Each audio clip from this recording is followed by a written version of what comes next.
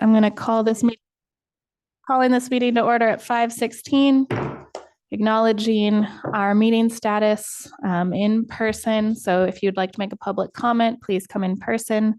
We cannot provide it via Zoom, and we can't guarantee the meeting will be on Zoom just in case there's any technical difficulties.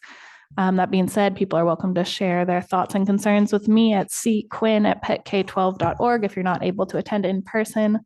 And then comments from the public on closed session items. We have no public, so I am going to adjourn us to closed session. Oh, wait. Let's go. Shh. I'm very excited for all the people that are here, and that's why we're going to have the Pledge of Allegiance. And Trustee Cloud, could you lead us in the Pledge of Allegiance? Yes.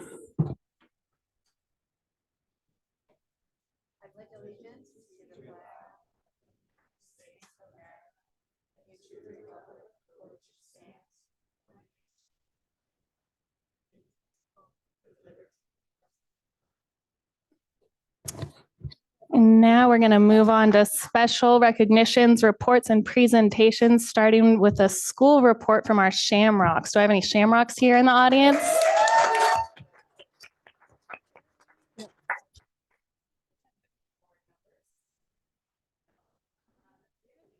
Members in cabinet.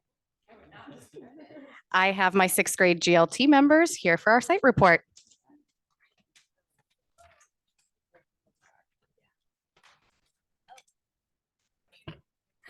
We are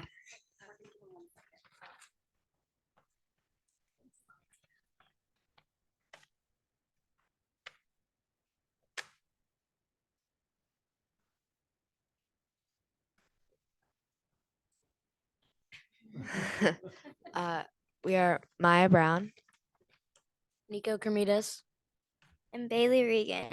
We are here to share a few highlights from our 6th grade experience at Grant. Here are some examples of 6th grade privileges and tasks that we get to participate in.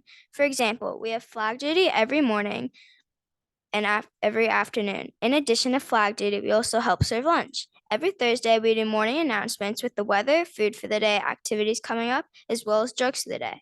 The 6th grade area is a special privilege rewarded for good behavior for only 6th graders. At the end of 5th grade, on the last day of school, we will line the perimeter of the 6th grade area and count down as the bell rings and jump in announcing that we're official 6th graders. Another 6th grade privilege is getting to plan Spirit Days.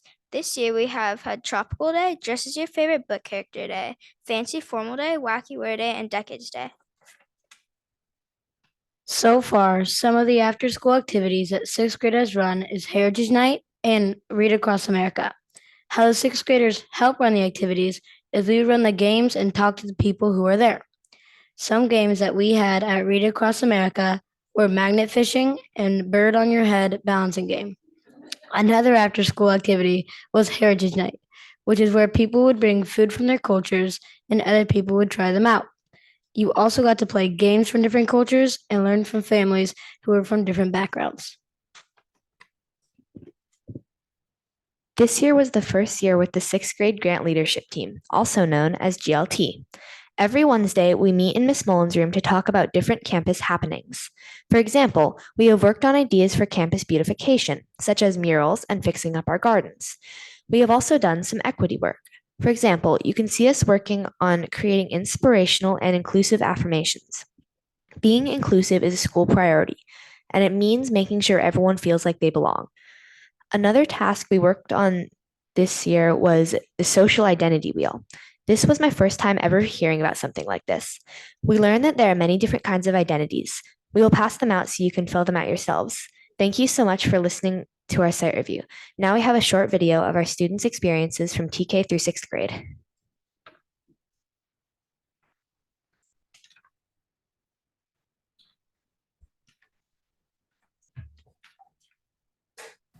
Hi Jameson, what is your favorite thing about being a Shamrock? That people are always nice. What's something you've learned in kindergarten? I've learned how to count by ones and how to count by tens. And Who do you think your trusted adults at Grant are and why? I trust Miss Serrania because she reminds us what the rules are. I trust Miss Britt because when we're playing, she makes sure we don't get hurt or anything. What is something in school that you don't know how to do yet, but your teacher is helping you practice? Something I have learned in 2nd grade is geometry. Geometry is the study of shapes and it is really fun. Something my teacher is helping me with is spelling. And something my teacher is helping me with is diagrams. What's that? It's SHCH or TH put together to make a sound. What subject in school challenges you guys the most and makes you think, and why? Science, because there's a lot of knowledge and really stuff I've never heard of before. Math, because I try it and I'm not very great at it, but I keep trying and I get better. When you are upset or sad, is there a trusted adult you can talk to? Easy. Miss Amy, Mr. Steve, Miss Sonia, and Miss Dominique, and Miss David. Who's the trusted adult? My trusted adult is my mom, Megan Kermitas, and she's a lunch lady. Who's your trusted adult on campus that you can talk to them, and what do you appreciate about them? My trusted adult on campus are my teachers and my past teachers, and what I appreciate about them is that they're good listeners and they help me get through tough challenges. How do you practice having a growth mindset? So normally Miss Coda every week or every other week, she'll put on this thing called SEL, and basically it helps us with our growth mindset and teaches us how to handle problems in a good way and appropriately. So normally I will count backwards from 10 or tell yourself you can do it, and it really motivates us to keep going. What is a project or activity you've done this year that have challenged you or helped you dig deeper on a subject? The walks through the ancient civilizations really helped me understand more about ancient Egypt. When we got our characters, I really felt like I knew my character. How about you? Probably doing presentations has really helped me get better at public speaking. I am a promise, I am a possibility. When I'm at grad school, I can be who I want to be. With that shamrock spirit, I know from head to toe, I'm a promise and I will let it show.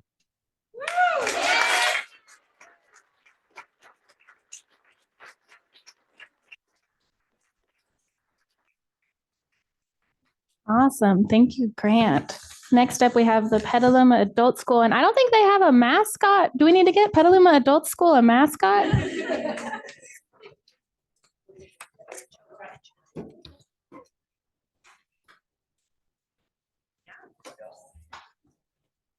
Just make this comfortable for yourself. Thanks.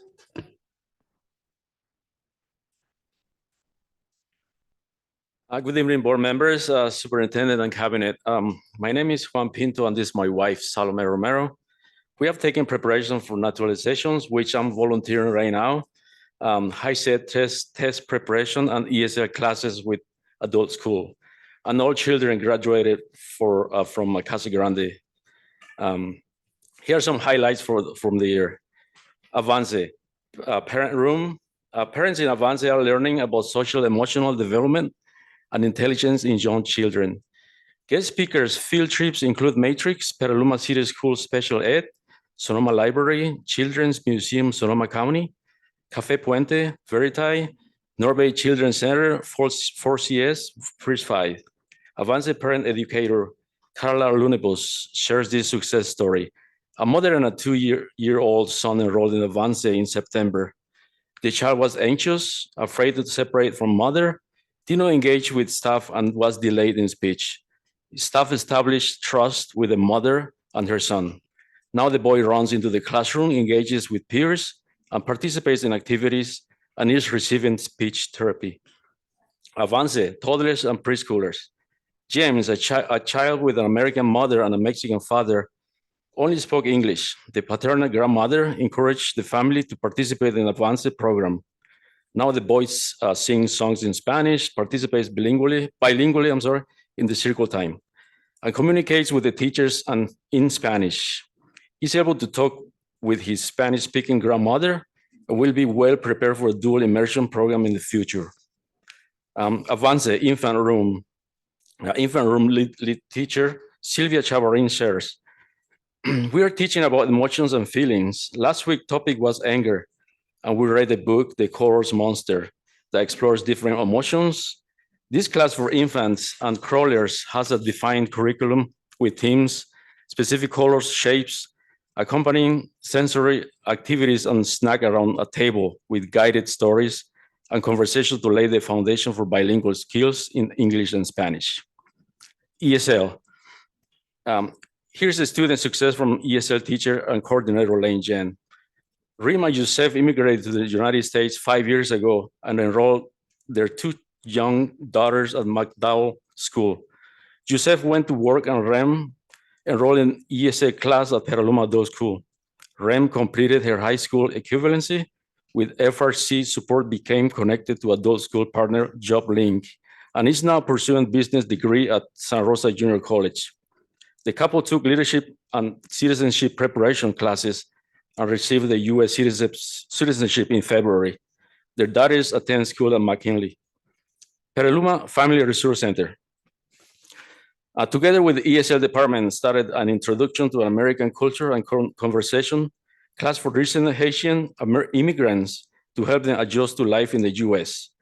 Topics include American school system, classroom norms, managing stress, making appointments, dealing with emergencies, and accessing resources. Collaborated with First Five and Petaluma Police to distribute and install 35 new car seats to Petaluma families in need. Work with Home First, CUTS, the Safe Team, PPCSC, St. Vincent de Paul, Sonoma Family Meals, Alphabet Soup, and others to support unhoused community and PCS school community families. With the Petaluma Healthcare Center, has offered a pilot program that brings the mobile health clinic to the McDowell campus monthly for adults and youth. Coordinated with the Redwood Empire Food Bank for weekly food distribution on the McDowell campus, and partners with the Sonoma Family Meals to distribute weekly meals for 50 families living in motels and or cars. The Immigration Institute of the Bay Area and VIDAS recently held a naturalization fair at the McDowell Multi. High school diploma equivalency. Classes are in Windsor, Sonoma, Santa Rosa, and Petaluma, and high-set GED in Petaluma. For the school year to date, we have 27 school diploma grads and 6 high-set GED passers. We anticipate another 20 grads by the end of the year. Program manager Amy Jessa shares Elizabeth, at age 26, former PCS student and mother of 3, earned her high school diploma in January. Adult Ed sponsors medical assisting and phlebotomy courses through Cal Regional in Santa Rosa and Petaluma. And Elizabeth has received a full scholarship, $3,000 to earn a phlebotomy certificate. The high-set GED testing program, supervised the assistant principal Lori Dean, enables our test preppers in Spanish and English to test as soon as they prepare. We have had 11 testing sessions so far and six more scheduled for the year. Lastly, Adult Ed has coordinated childcare to support over 15 events this year, PCS events like LCAP, special board meetings, food services, community meetings, and multiple McDowell school events. Offered 2 free Saturday Google apps for education training sessions for school district staff, one this past Saturday. Served 21 PCA high school students with credit recovery to graduate on time from their comprehensive sites. Thank you for your support, for your time, and God bless. Thank you. Thank you.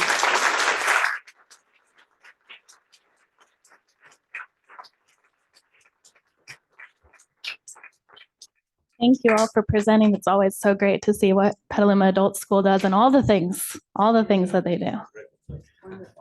So next up, speaking of amazing things, we have the PCS Rockstars Employee Recognition Program for the first time ever.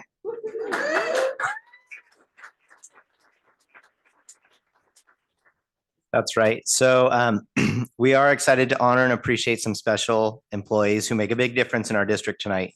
We recently launched an employee recognition program called PCS Rockstars, and we asked our employees to nominate stellar colleagues, departments, and teams who make PCS such a special place. With over 60 nominations, our committee reviewed many deserving individuals and groups working in PCS. However, 2 groups of people stood out as especially deserving of this special recognition. The first group of employees we want to celebrate are our senior secretaries working at our school sites. We all know that these staff members are the faces of our schools. When entering a school office, they are the first person you see. Most likely she was on the phone, putting on a Band-Aid on a knee while filling an ice pack, handing a late homework folder to a teacher, smiling at a parent who just walked in, and getting on the radio to let the custodian know there's a big spill in the cafeteria. Oh, did I mention that a sub just canceled? This is all happening at the same time. And our site senior secretaries are the best multitaskers we know.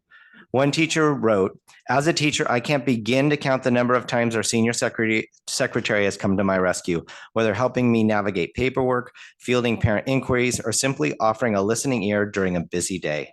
Her dedication and support make my job so much easier, and I'm incredibly grateful for her presence in our school community." A principal wrote, "Beyond her professional contributions, our senior secretary's bright and welcoming presence is a source of joy and comfort for our staff. She is highly regarded by all who have the pleasure of being greeted by her each morning. Her warmth and kindness set a positive tone for the day, fostering a friendly and supportive school environment. Her exemplary performance and positive attitude are a shining example for us all." Please join me in honoring our senior school secretaries who serve at our school sites as the first ever group of PCS Rockstars.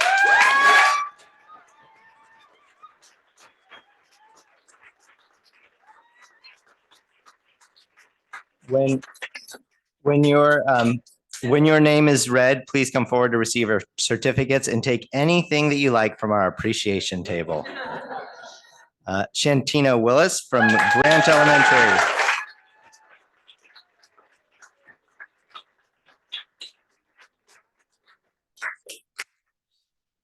Tricia Shu from Mary Collins at Cherry Valley.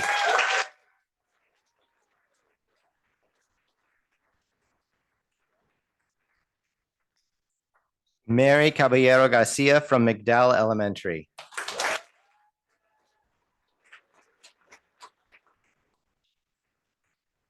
Diana Cannon from McKinley Elementary.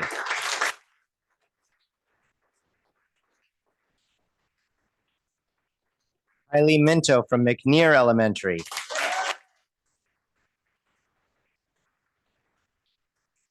Mary Pratt from Valley Vista Elementary.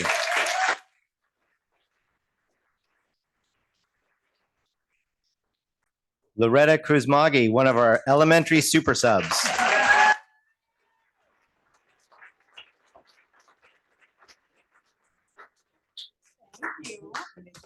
Mary Stewart, one of our other elementary super subs.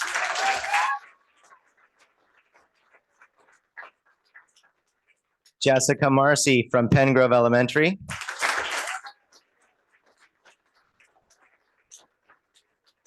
Annie Nagel from Kenilworth Junior High School.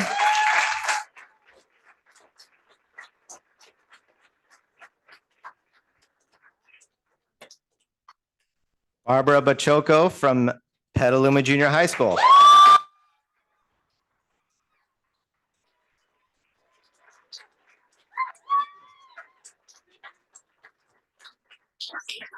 Julie Corda from San Antonio High School.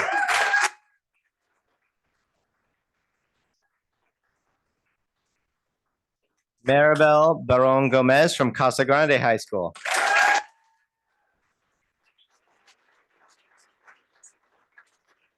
And Kirsten Smith from Petaluma High School.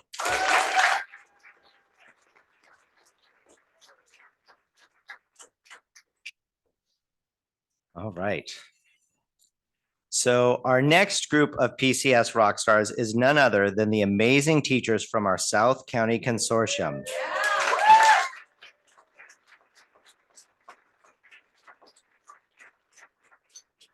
The South County Consortium serves approximately 200 students across 15 school sites ages pre-K through adult.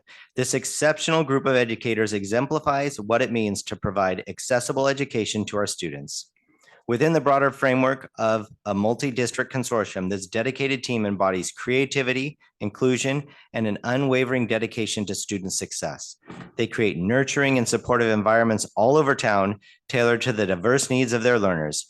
Their commitment goes beyond the classroom. It extends to every aspect of our school community. They have fostered robust ecosystems where every child can thrive through individualized learning plans, responsive teaching methods, and their deep understanding of individual student needs. South County Consortium Director Melinda Susan says, these remarkable teachers work with students with the most significant disabilities, including physical, cognitive, emotional, behavioral, social, and medical. These students and their family often hear, they can't because SOCC teachers say they can, and here's how. They face daily challenges with empathy and resilience. At their core is a true desire to create equity and opportunity for their students. Honestly, no group is stronger or more passionate about their students. We are lucky to have them. What really sets the SOCC teachers apart is their ability to bridge the gap between mainstream education and specialized support. Their dedication, innovation, and unwavering commitment to inclusive education transforms lives. I'm honored to express the district's deepest gratitude for the difference they make in the lives of our students and their families every day. Please join me in celebrating and supporting their ongoing work within PCS and beyond.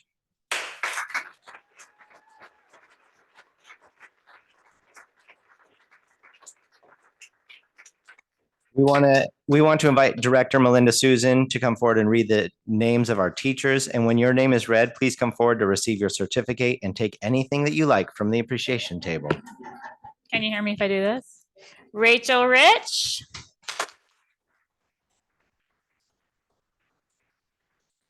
Kate Hall. Leif Hansen. Ning Cecilo.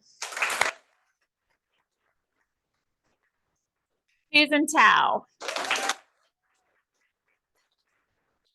Derek Petrillo. And I see this beautiful lady, Alina Christensen.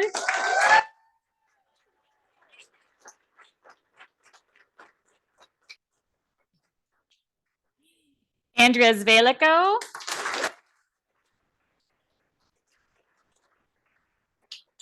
Ali Kundal, who's on maternity leave, so she's not here. Meredith Yeager. I see my friend here, Bo Rudder.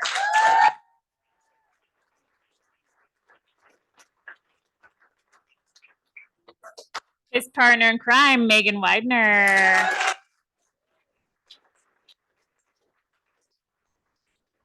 Chilo Selma. April Rayberg. Christina Rayberg. Mary Beth Leland. Derek Vermoss. Aaron Brickner. The lovely and in attendance, Betty Kisling.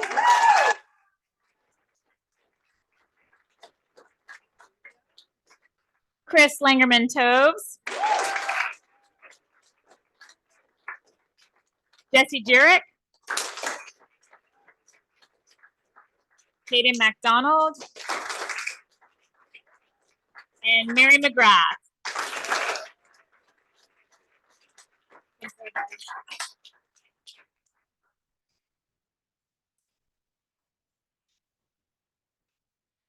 Awesome. I love that. Thank you to everyone who came out. Thank you for all your hard work as a school secretary or a South County Consortium teacher. It's really great to recognize this and really inspiring for us to hear all the names and all the great work and know that they were nominated by their peers and coworkers and families. So I love that. And speaking of awesome employees, next up we have a presentation about our libraries.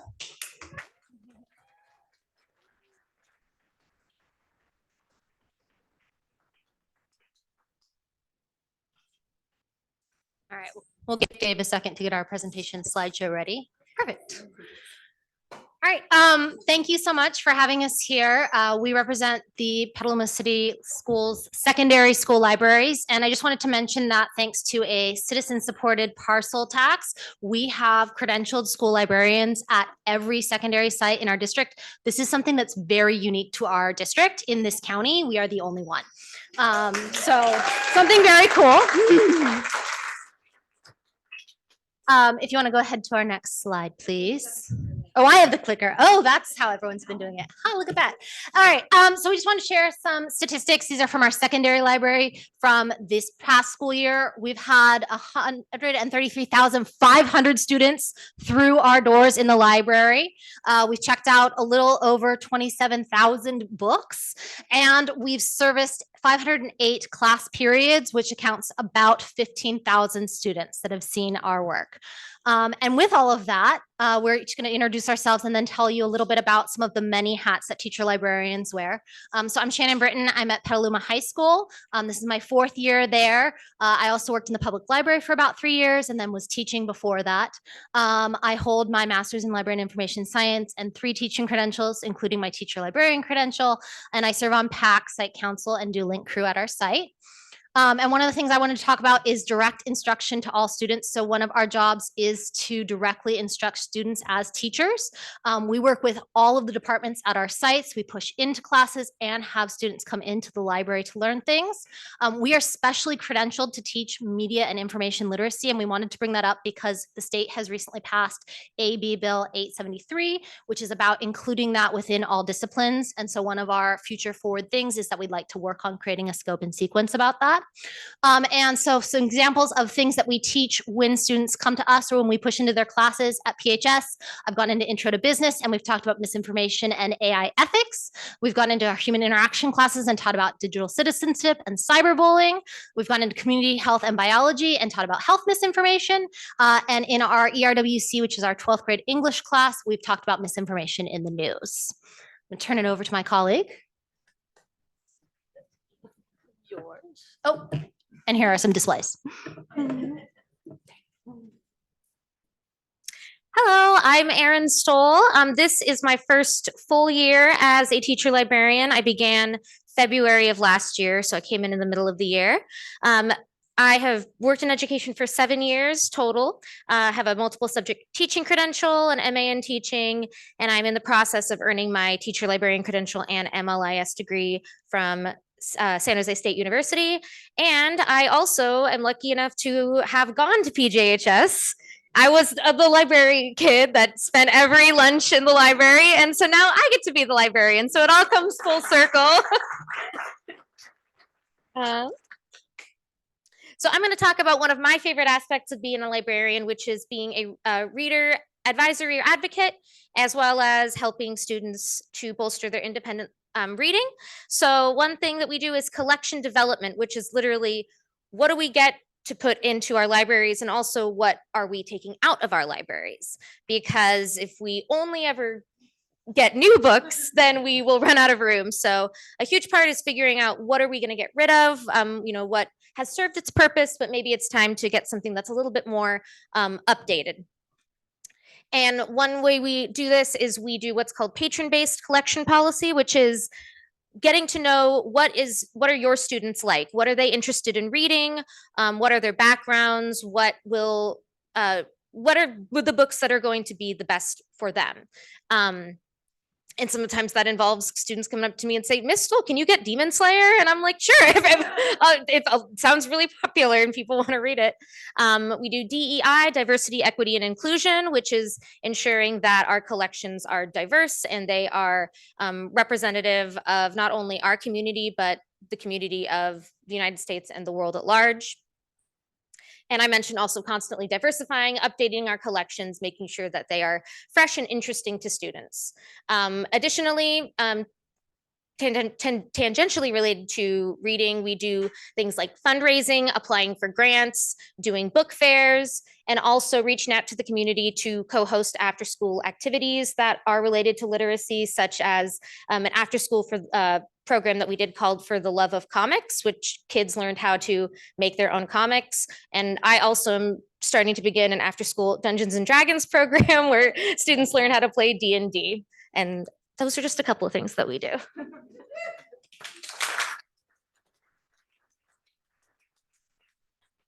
These are pictures. Oh yes, so we did book fair on the left, Dia de Muertos, ofrenda in the middle, and then a banned books week display that I did. Hi, I'm Lauren Parnes. I'm the teacher librarian at Kenilworth Junior High School. And it's actually great listening to all the things that we do from other people. I'm just going to cover one area of it. I've served as a middle school librarian for a little more than 15 years and about 6 at Kenilworth. I hold both an English credential, a master's in education with a focus on reading and literacy, as well as my teacher librarian credential. So teacher librarian credential is one of the only credentials where you have to get a whole nother full credential on top of, and you can't enter that program unless you already have a full credential. So I serve on KJHS PAC and Site Council and CARES Committee, and I've served on the district LCAP and budget committees as well. One of the big things that we do when we talk about having lessons, we're almost always in collaboration with our teachers to build those lessons. So we do a lot of building ahead of time and working with the teachers. What is their end goal and how can we support that? And so we're either building curriculum beforehand and the lessons, which actually we were doing a lesson today with 7th graders that we're building an argumentative essay, and we're using a database from Serge Discover that's provided by the California State Library to look at 2 sides of controversial issues. And we're really trying to teach them that you're looking at both sides when you're building an argument.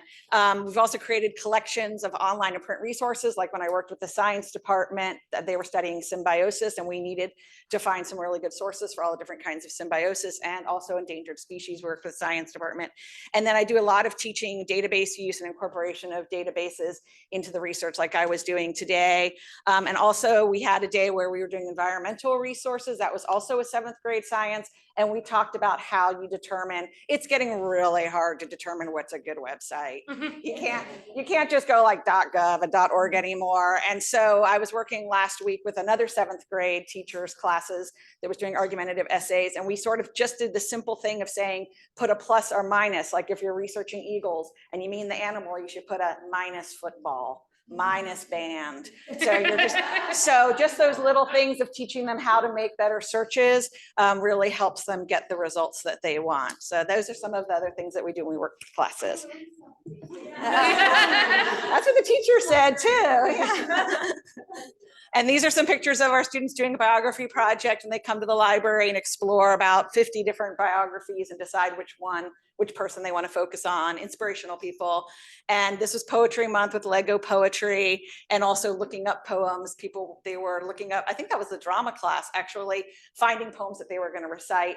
And we are going to have an open mic poetry again on May 1st if you want to come by. Yep.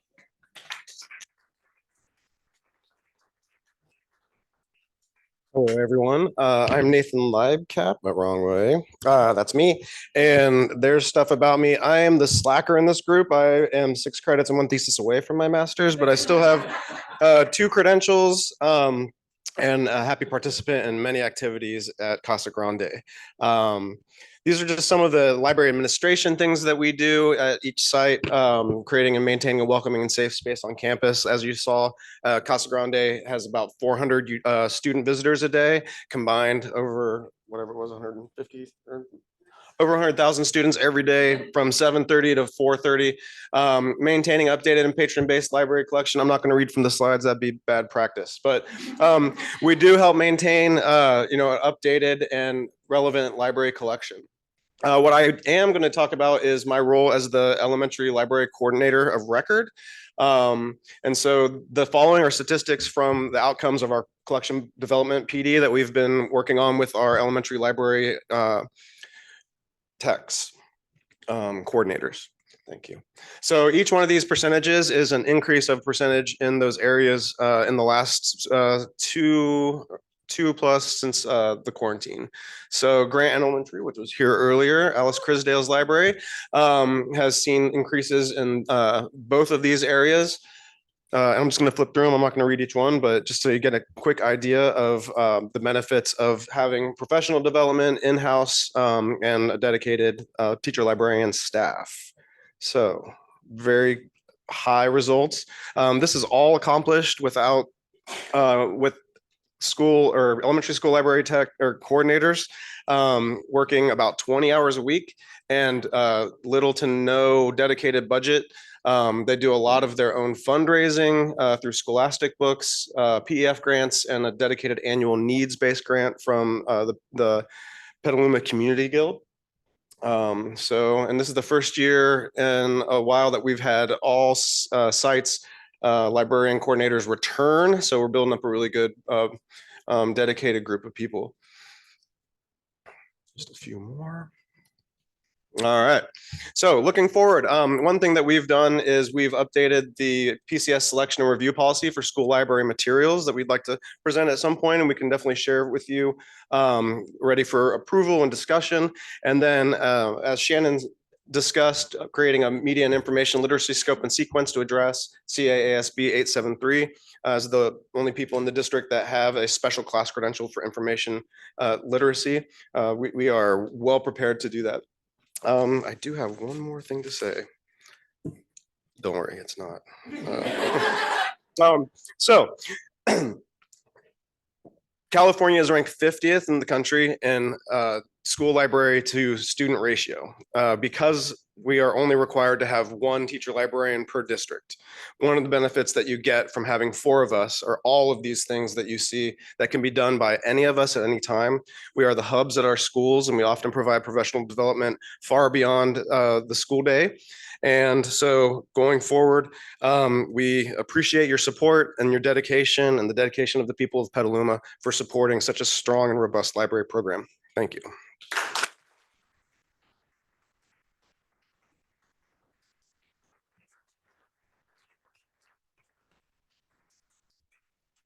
Thank you. I've been asking for this, so I really, and you came through beautifully. And I wanted the emphasis about the fact that it's a teacher librarian that we have here that's so special, and that you guys are like amazing at exemplifying that. And also the media literacy, that I know that everybody's in AI, and that to hear how you're really bringing that into classrooms with students. And I also just anecdotally just want to say that I worked at CASA for a while. I've been to everybody's campus, and the way that students feel comfortable with you, the way that you have provided a safe space always, and that it's, these kids, and I want to applaud you for always doing that and just putting out that extra, feeling part of the community at the school. And I want to make sure that that I really feel that, and I really appreciate everything that you do.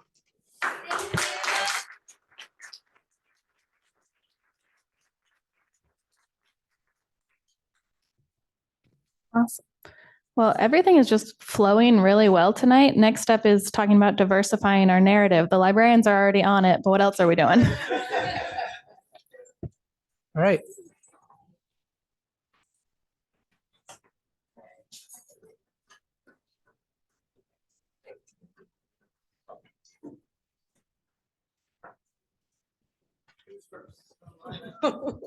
Petaluma High School.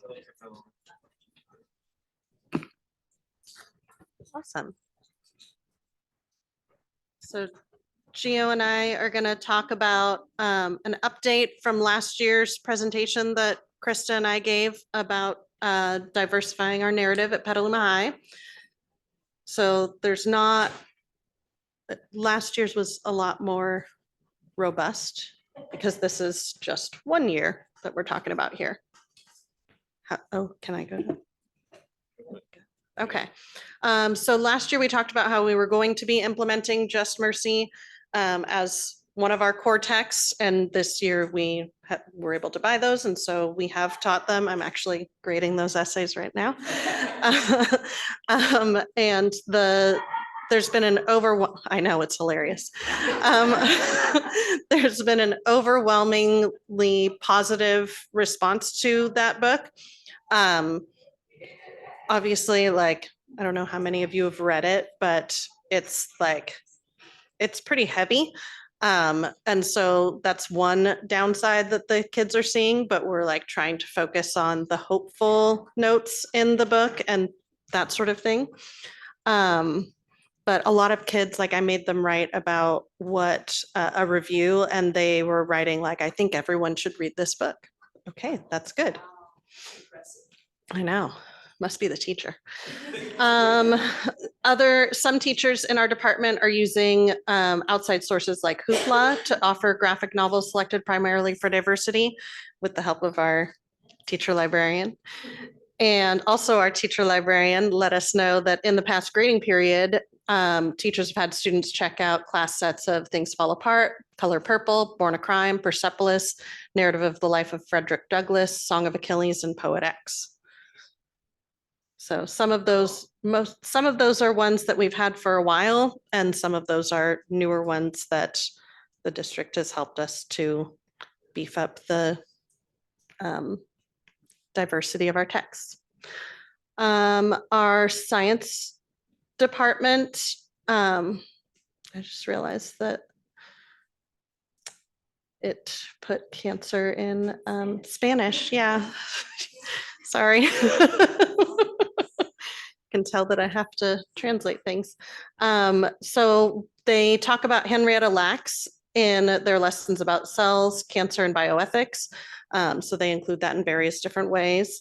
They also talk about indigenous wildfire management techniques in their ecology unit.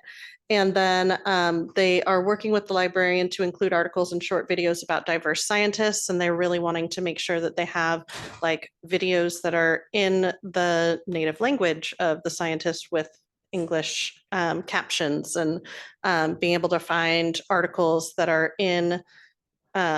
about Hispanic scientists and having those in Spanish and in English, since we have a number of heritage speakers of Spanish.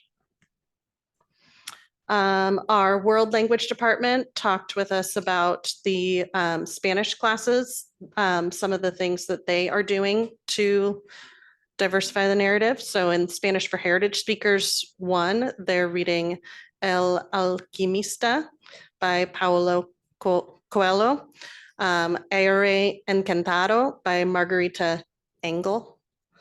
And in the second level, they're reading La Casa en Mango Street, Benedicime Ultima, and Como Agua para Chocolate. And then they're also reading they're reading fiction, but also they're reading nonfiction in those classes. This is all Shireen said I could say tonight. And when she tells me what to do, I just do it. It's just the way it works. One thing that we wanted to really emphasize is the fact that the work that Shireen and the team at Pelham High and CASA demonstrated last year of things that have happened over the years and the direction that we're moving specifically with our English department was something that we wanted to just also mention, that on top of what our English department is doing, you can see our science and our world language department is incorporating the DOM and then DON, and then also what we're in the process of doing is reviewing with all of our departments, not only what they're currently doing, but also helping to identify areas where we can provide more resources. And our teacher librarian, Ms. Britton, was very quick to say, hey, I can help you find those resources. So we have a good team to help with that. So that's just some of the things that we're going to continue to do as we move forward. Thank you.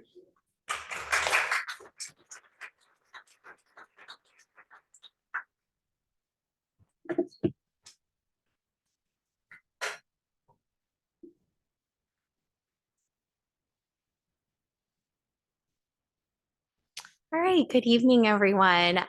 So I'm Katie Pashota. I'm the AP over English, and I was the department chair last year.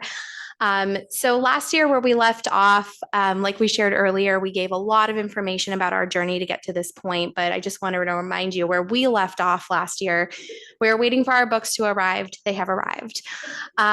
We were reading and exploring a variety of voices and texts to integrate into our teaching, whether that was a novel, article, poem, or supplemental text.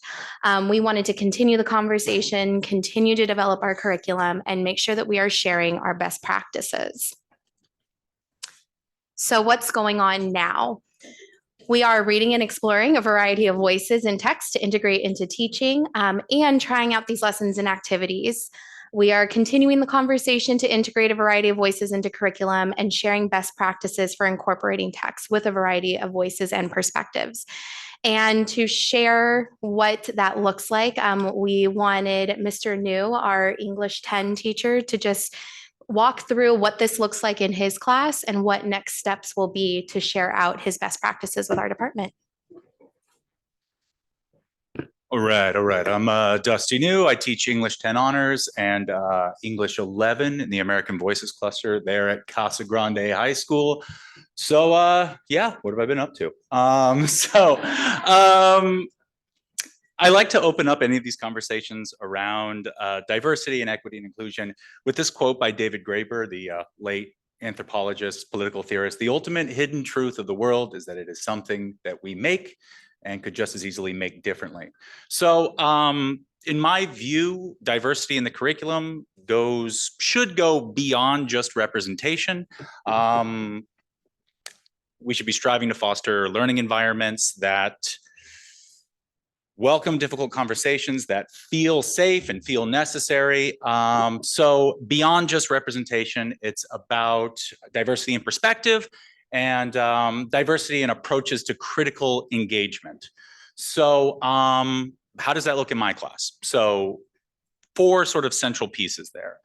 Like I said, diverse representation, focus on specifically critical lenses, direct engagement on issues of identity, and then leveraging student body diversity. So the way that we've gone about this in the English department at Casa Grande is that we are fairly autonomous as teachers. So we've kind of taken this year to try things out individually as teachers, sharing resources, sharing best practices as we go along. So to start off, here are a few texts that I've been trying out that I plan on continuing to work with that I think have been valuable. So first and foremost, Dust and Conscious by Trong Tran, younger poet. So it's a collection of poems, collection of prose poems that address marginalization, tokenism, and the struggle of self-actualization when the wider world wants simple explanations. Trong Tran, gay Vietnamese poet who, I mean, at least certainly in my conversations with him, is constantly struggling with this perception that he always has to speak for the gay community and the Vietnamese community, whereas he just wants to be a poet. It's a beautiful book, deeply funny. Moving on, a classic, Go Tell It on the Mountain, James Baldwin. So Baldwin's debut novel tells the story of John Grimes, 14-year-old son of a Pentecostal preacher, or spoiler alert, maybe not his son, as he attempts to navigate and negotiate with his complex feelings around race, religion, and sexuality in the context of 1935 Harlem. What's interesting about this novel is the portrayal of the Harlem Renaissance, which really complicates, I think, a lot of our preconceived notions about the time and place. Something I just tried out this year, which I'm super excited about, The Burnout Society by Byung-Chul Han. This is a South Korean-born German philosopher. In this text, he presents a kind of philosophical critique in which he examines kind of growing malaise in our culture, which seems to be characterized by an excessive positivity. Very, very, very technical writing. I love that kind of thing. And then lastly, a novel that I tried out and was wildly successful in my English 11 class. Students loved it. Signs Preceding the End of the World, that's by Yuri Herrera. So the novel follows Makina. She's a cartel messenger as she journeys across the border to deliver a message to her estranged brother. Heavily symbolic and at times extremely surreal. This text brings into questions identity, ecology, and our understanding of reality itself in the face of the border, available on Hoopla. Anyway, so beyond that, so diversity and representation can only take us so far. Diversity and perspective is also necessary in preempting the kind of danger of tokenism and reductive understanding of identity. So this is where critical lenses come in, which is where I've really focused a lot of my energy this year. So in my 10th and 11th grade classes, we focus on 5 specific critical lenses. They are the historical critical lens, so looking at texts and thinking about how they sit in historical context, how the time and place affects them, and how the life of the author might affect the text. The Marxist critical lens, so thinking about structures of economic power, thinking about class struggle and how that is reflected in the text. The feminist critical lens, talking about gender and the patriarchy and how that comes out and is reflected in a text. Post-colonial, the post-colonial critical lens, talking about colonialism or the legacy of colonialism and how that's reflected in a text. And then lastly, the psychoanalytic critical lens, which students have a lot of fun with. All about how the unconscious and the conscious, or rather how the unconscious manifests itself in the conscious and how that might be reflected in the text, and what that says about readers, writers, and the characters that they write about. So another key element in my teaching is engaging directly with issues of identity. This is, I think, admittedly kind of a difficult thing to do for a lot of teachers. I feel kind of comfortable with it. I'm sort of lucky in that regard, but one way that I do this is that every single class, every single day, we open up with 5 minutes of writing, 5 full minutes of writing, after which we do a turn and talk, open class discussion, kind of typical stuff for an English class, but I try to be as deliberate about our topics. So these come from current events, text reading, sometimes data analysis. Recent topics have included the gender pay gap, inequities in health outcomes, and environmental racism. I want to get students talking about these subjects openly, and I want them to feel comfortable about talking about these subjects openly. And that final piece is about cultivating student agency in the classroom, asking them to assist in building a more diverse learning environment. This is where I'm leveraging the diversity of our student body to diversify the narrative. How do I do this? I rely heavily on the Socratic method and Socratic seminars as a tool of assessment. Additionally, I have designed a lot of performance assessments that foster this kind of student engagement. For example, in my 11th grade class, they're asked to write a reflective essay dealing with an issue faced by their particular identity and subject position. I got a really great essay from a student talking about the representation of Italo-Americans in popular cinema, which was fascinating for me, at least. I mean, that's your business if you don't like. So how do I keep students feeling safe? These conversations can be really difficult for some students. They can certainly be difficult for some teachers. So how do I keep them feeling possible and safe and necessary? So first off, well, I try to keep the following precepts in mind. First off, identity is always intersectional, right? We're a sum of lots of different things that sort of conspire to make us as a person. And on top of that, every student is more than simply their identity. And then lastly, no one is responsible for the actions of their ancestors. Now, that doesn't mean that we can ignore history, but I know, speaking subjectively as a white dude, I feel like, especially in my youth, I internalized a lot of guilt around, certainly when I learned about things like white supremacy and the sort of legacy of institutional racism. So it's important for students to know that recognizing and acknowledging this historical truths doesn't mean that you are personally responsible. You are not responsible for the actions of anybody in your subject position that came before you. But nevertheless, we still have to talk about it. So to recap, these are the pieces that are central to my curriculum: diverse representation, focus on critical lenses, direct engagement, and leveraging student body diversity. That's where I'm at. Next steps for us starting next year, trying to implement some of this stuff more across the board in the English department and continue to share best practices and continue to experiment. And that's all I got. Cool.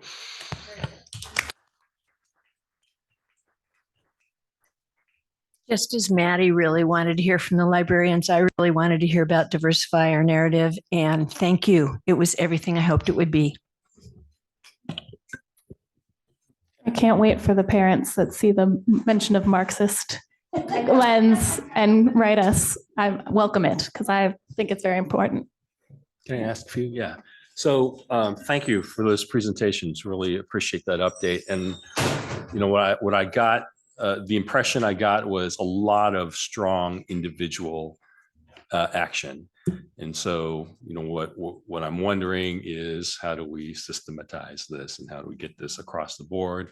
Kind of, you know, it was students from Petaluma High and Casa Grande that brought this to our attention probably 3 or 4 years ago and said, how do we make sure that no one can get through our schools without reading the experiences of people who are outside of our identity groups and build that empathy? And it was a student who told us that empathy is the key to social justice. And he's right. And so anyway, I was blown away by what you all have shown tonight, but I want to hear, you know, I heard from Mr. New that the teachers are largely autonomous, and I get that. I'm a teacher myself, but how do we, there's going to be different levels of implementation, different levels of adoption. How do we get this across the board? And then how do we think about the students' progression from first grade to 12th that exposes them to the wide range of diversity in our community, you know, like guaranteed, and so that we can, yeah, go ahead. So at Petaluma High, there is some autonomy, but there are some texts that are core texts that everyone teaches.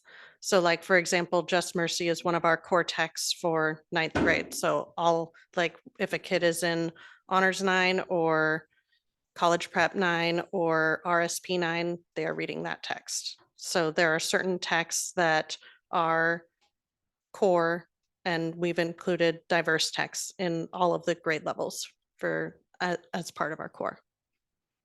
I think Sheldon brought up maybe a point or a question I had as well, because I mean, my kid's in 10th grade and I haven't like heard or seen about any of the diverse curriculum that was presented. So I understand that teachers are autonomous, but I'm still hearing about Shakespeare and Lord of the Flies and things like that. I'm not hearing about all of the things that were presented. Yeah, no, absolutely. I appreciate the time and attention to see how there is a lot of teachers like Dusty who are moving in a direction of kind of sharing this diverse perspective and curriculum.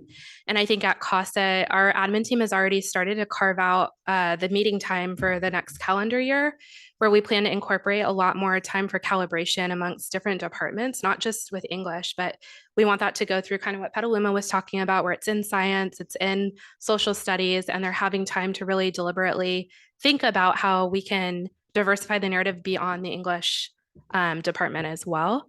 And so that came up, we just completed a WASC cycle that came up in our WASC cycle as well. And it's definitely a goal of ours moving forward is we're going to be deliberately using our staff time to kind of calibrate and get on the same page with each other when it comes to that. It's extremely important to our team. I'm glad you mentioned social studies because that was my question is science, world languages, what's happening in social studies classes? Yeah, I think there's just like really great opportunities where we're doing a lot of these things kind of in silos right now because we haven't allowed teachers to have the time to collaborate the way that they need to really make that work happen and to have those common agreements, rubrics, even lesson plan alignment. And so now that we're past WASC and we're going to have our staff meeting time back, that is definitely a goal of ours is to make sure that we're giving them time to do that work and meet together to make it happen. It's the next step for us. I just have a question. Those texts were fascinating. And I was just wondering how you access them. Are you buying them? And then, you know, how can we as a district sustain that and then grow it? Because these texts are unique and they're or they sound amazing. And so I just was wondering, I mean, I guess Just Mercies came from the district? Yes. Yeah, yeah. And so how, anyway, that's my question is, how do you decide what's going to be core? And then how do you provide sustainable access to those kinds of texts? So the text I've been pulling from, I've been relying, sorry, I'm a little over tall. I've been relying on library services in order to get ebooks, PDFs, that kind of thing. I would love to have hard copies for these, but a lot of these texts I'm trying for just the first or second year. So, I certainly don't want to commit to class sets of something I haven't tried out in the classroom first. So that is sort of next steps also, is thinking about which ones of these are the most successful and which ones I really want to stick with. So that's, I guess, can I follow up on that? Because it's been a while since I was teaching. And so I was just wondering, these are accessible for all of your students and through, ebooks or through the library. Do you have to pay for subscriptions or anything like that? Or do we have to pay for subscriptions for libraries? Actually, I'm using a lot of Libby and a lot of Hoopla, which a lot of what? I'm sorry. A lot of Libby and a lot of Hoopla. So two applications that we can access ebooks, audiobooks, and so forth that we get that you guys pay for through the district. Yeah. Oh, I'm sorry, through the library. Yeah, public library. Library student one card. Yeah, we have an agreement with the public library, so they are free and accessible to every single school student. And every student. Perfect. Thank you. And besides the material support, I'd love it if you all can think about what kind of professional development support, we need to. I know how difficult it is to, get, all the group of teachers together aligned on a common idea. But I think it can happen.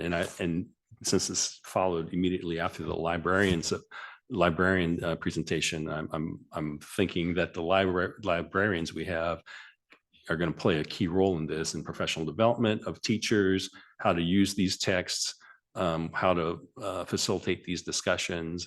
So I don't see this as diversify our narrative as a focused intervention. This is really getting to the heart of what all of our board goals are. It has to do with changing culture that makes our places inclusive, where students feel like they belong, that they see representation and they excel in academics because of this exposure to people that they can relate to and that they can empathize with because they know that other folks have different experiences. So anyway, this is huge, and I really appreciate the efforts you all are putting into it. And I beg you for your cooperation in getting this scaled up across the whole district. Any last questions or comments? All right, thank you. Moving on, I don't have a good segue into our transportation presentation, except that segues are a form of transportation. I'm so sorry. Yeah. Thank you. We tried to make this flow. Yeah. Was my joke that bad? Hey, transportation is a justice issue too. All the talk we have, all the chatter we have these days about chronic absenteeism post-pandemic. There's this underlying narrative that it's folks that don't care, and it's just not true. It's barriers to getting to school. So this is a justice issue. All right, thank you. Unfortunately, we are talking about transportation specifically for field trips and athletic events, but yeah, okay. All right, so last month I brought to you our current board policy for discussion on transportation for field trips and athletic events as we work on making changes to that policy and adding an exhibit. Here are some recommendations that we have come up with. So our current board policy allows for district approved parent and volunteer drivers over the age of 21 district bus drivers, district approved charter buses, and public transportation for our options. What we would like to bring forward is a proposed district board policy. The first thing I wanted to point out that aligns with the current law is that students only be allowed to drive themselves within Petaluma with a signed waiver from their parent. We would like to allow for approved parent drivers for athletic and field trips within a 20-mile radius. And this just breaks down the areas where most of our athletic events occur and some of the common places for our field trips. That would be Rohnert Park, Novato, Sonoma, Sebastopol, Santa Rosa, and San Rafael would all allow for parent drivers. And our recommendation is that buses need to be used outside of the 20-mile radius, which would be American Canyon, Occidental, Windsor, Napa, San Francisco, Ukiah, and Coloma, which is Gold Country. Sixth grade field trip, that Placerville, and that's an annual field trip for most sixth graders. Thank you. Fourth graders. And then a lot of, if any of our athletic teams make it to playoffs, those would all likely be outside of the 20-mile radius. So I wanted to just put this out there for. And I think just to add on, thank you, Amanda, just to add on, the 20-mile radius is sort of an arbitrary number. I mean, it's really just sort of a recommendation. We're trying to think of how do we scale down and say, what can we truly commit to as a district finance? I mean, the other option is just say any field trip is going to be on a bus. We're just trying to balance the, thinking about, I mean, students coming home late at night, driving them, or families having to go pick up our current situation. Over 20 miles, I think about American Canyon, Occidental, some of these off the beaten path. It's just not ideal. I mean, I would hate for something to happen to a student. But you could also have something happen between Casa and Petaluma High. So, but anyway, I think we've just kind of tried to come up with a happy medium based on our conversation at the last board meeting. But this is certainly up for any sort of changes. We just wanted to put out a proposal. So there was a track meet at 3:30 in Napa last week. So the kids had to get out at 1:30. So that could happen at Annalee, at Santa Rosa High, at San Rafael High.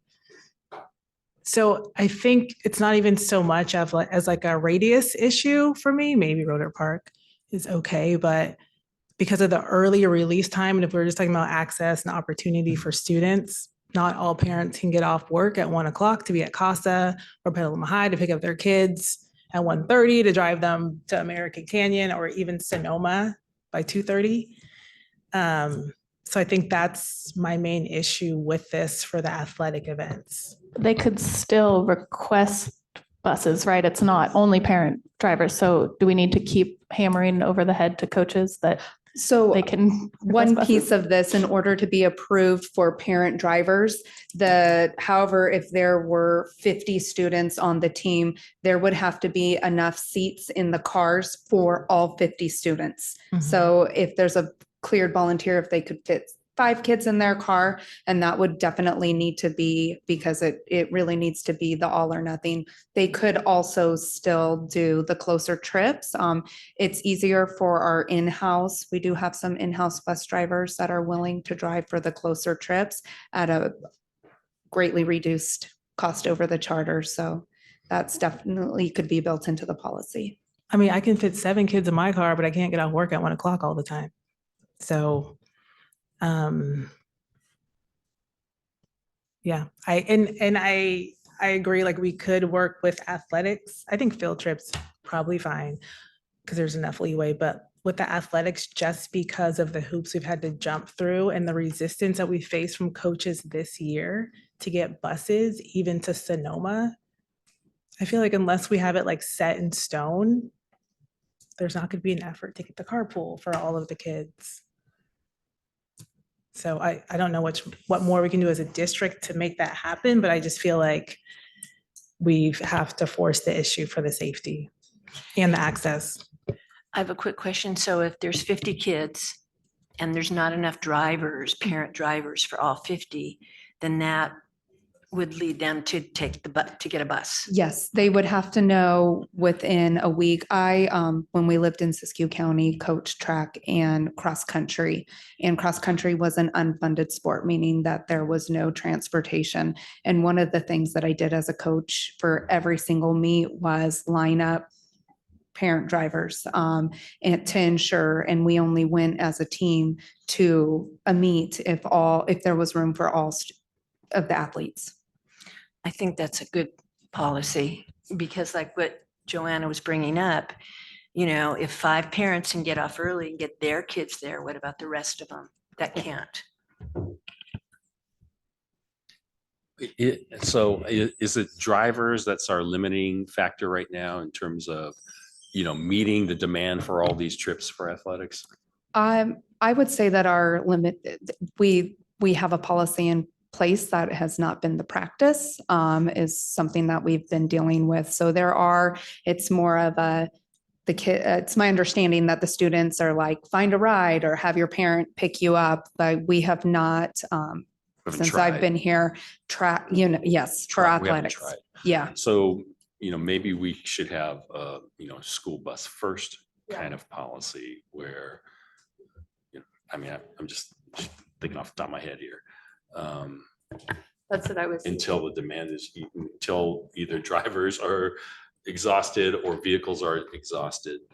We also have vans though, right? So for smaller teams, they could maybe take 2 vans and then that would negate the needs for kids whose parents can't drive. We have taken delivery of another van, which is super exciting. We actually think we're going to have all 6 in this fiscal year, which we weren't sure about, but those are currently being used for our home to school transportation because we do not have enough bus drivers. So it really depends the timing of the event, but it's something that our new transportation coordinators have been working with our bus drivers, whereas 6 months ago, we didn't have any bus drivers that were willing to drive for field trips. They said no. They did. We had 2 buses for track at CASA last week, and just that relationship within the department actually saved CASA about $3,000. Yeah, I'm fine with a bus first policy as long as people actually use the resources that we have available. Yeah, like you could phrase it so that parent drivers are allowed, but start with the bus first.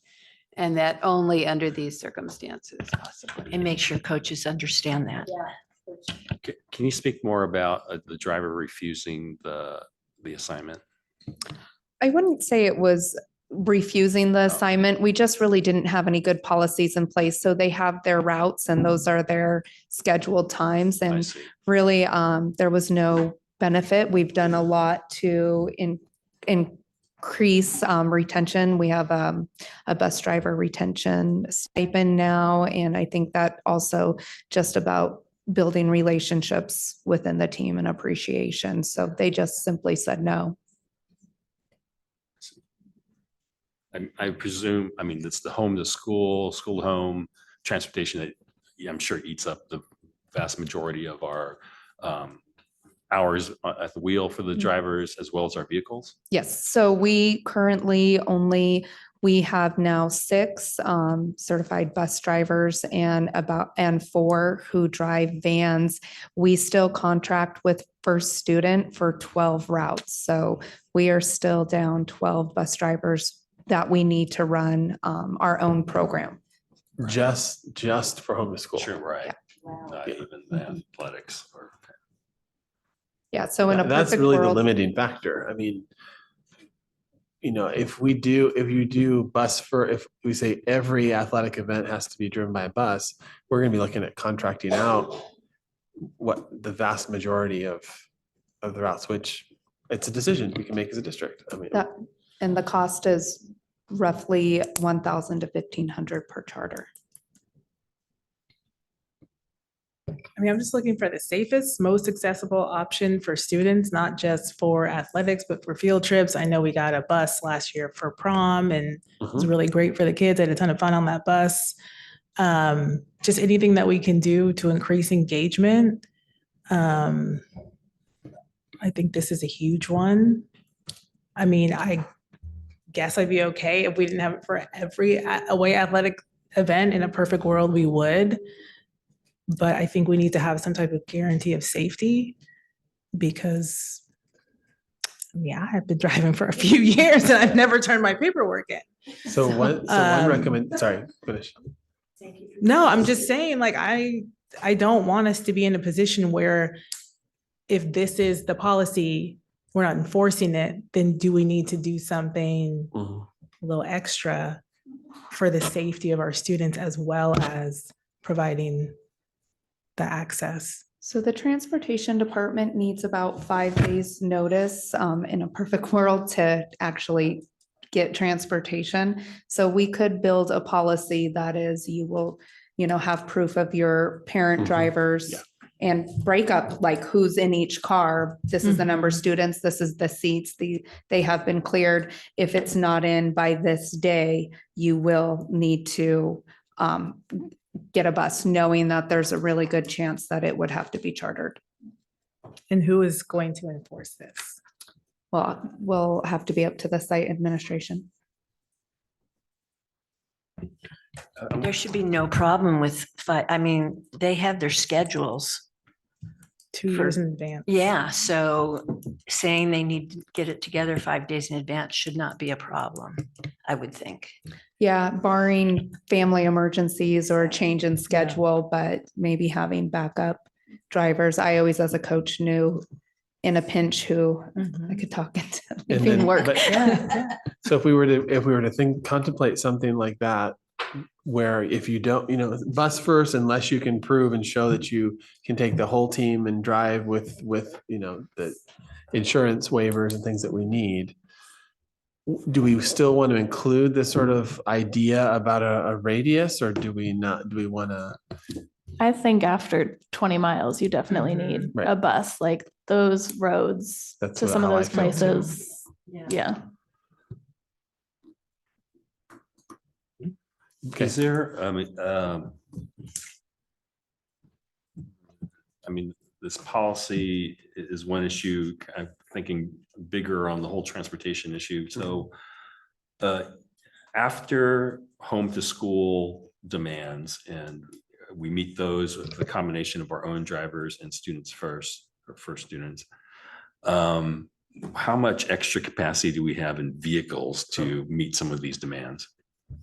Yeah, we just took 17 electric buses. Okay. 17 electric buses that we have.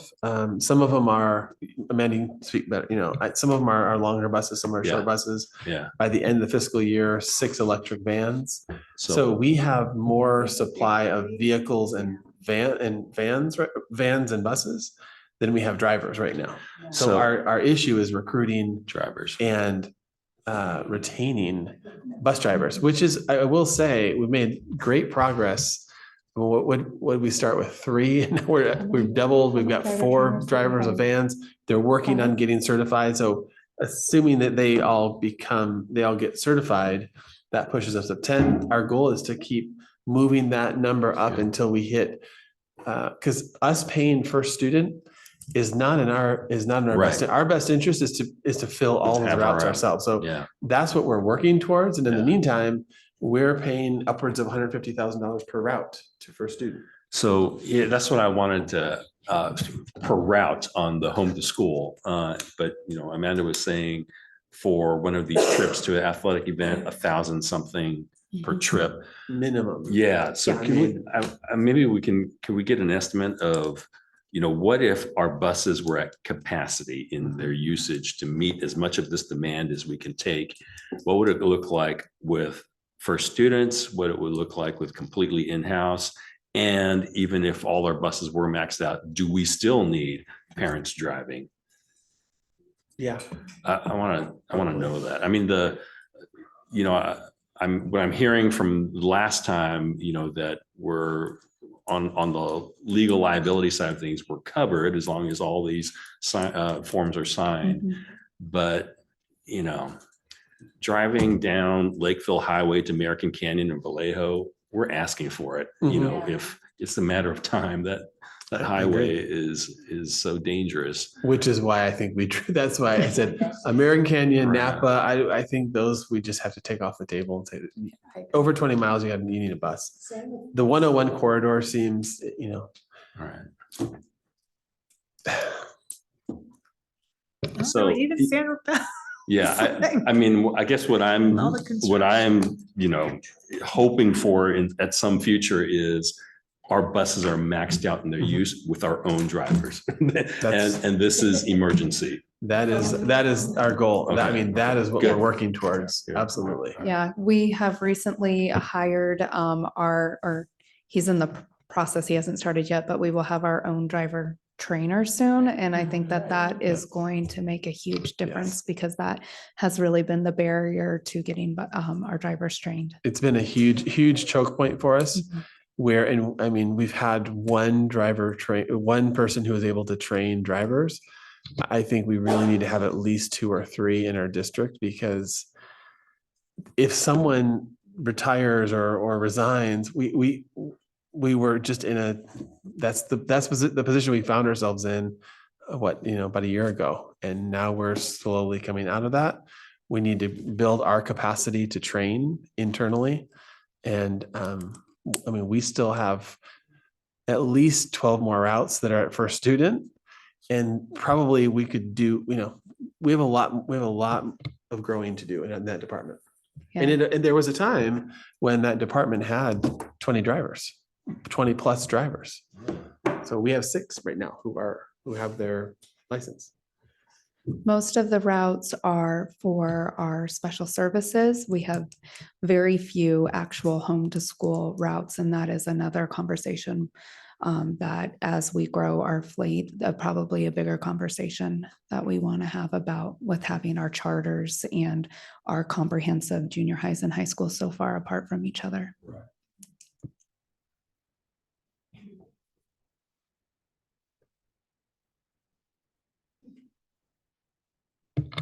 Luckily, it was just, are there any questions? Slide.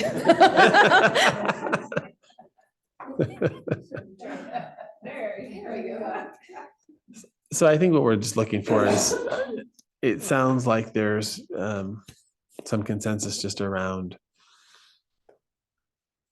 the bus first, unless a coach can show that, I have adequate to take the whole team from volunteer drivers, and we have all the insurance paperwork that we need. And then this idea around for now, right? I kind of view it as, here's a stage, and then and also getting some information about what would maxed out, if our fleet were maxed out, what would that look like? What do we need to do to achieve that? And then look at some of the costs associated with, if we were to take on everything, to say, look, there's no more parent drivers, what would that cost be? So we can bring back some more of that data, and then kind of we'll finesse this policy a little bit and think about it as maybe this is a 2-year or 3-year, and then we need to revise it again. So. Can you go back to the other slide? Can we just move San Rafael down? Just since it's out of the county. Sure. But yeah. And I think, sure. Do 19. There you go, Santa Rosa too. So is this now the current policy moving forward? This is just a presentation right now. Are we So voting need to later bring on some, this no, one? no. Next meeting? Yeah. I will bring it back to the April meeting. Okay. Great. Thank you all. Thank you. Next up, we have a presentation about our bond or bonds.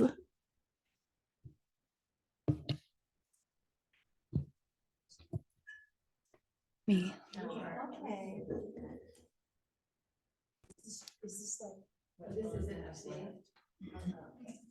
And a little treat at the end.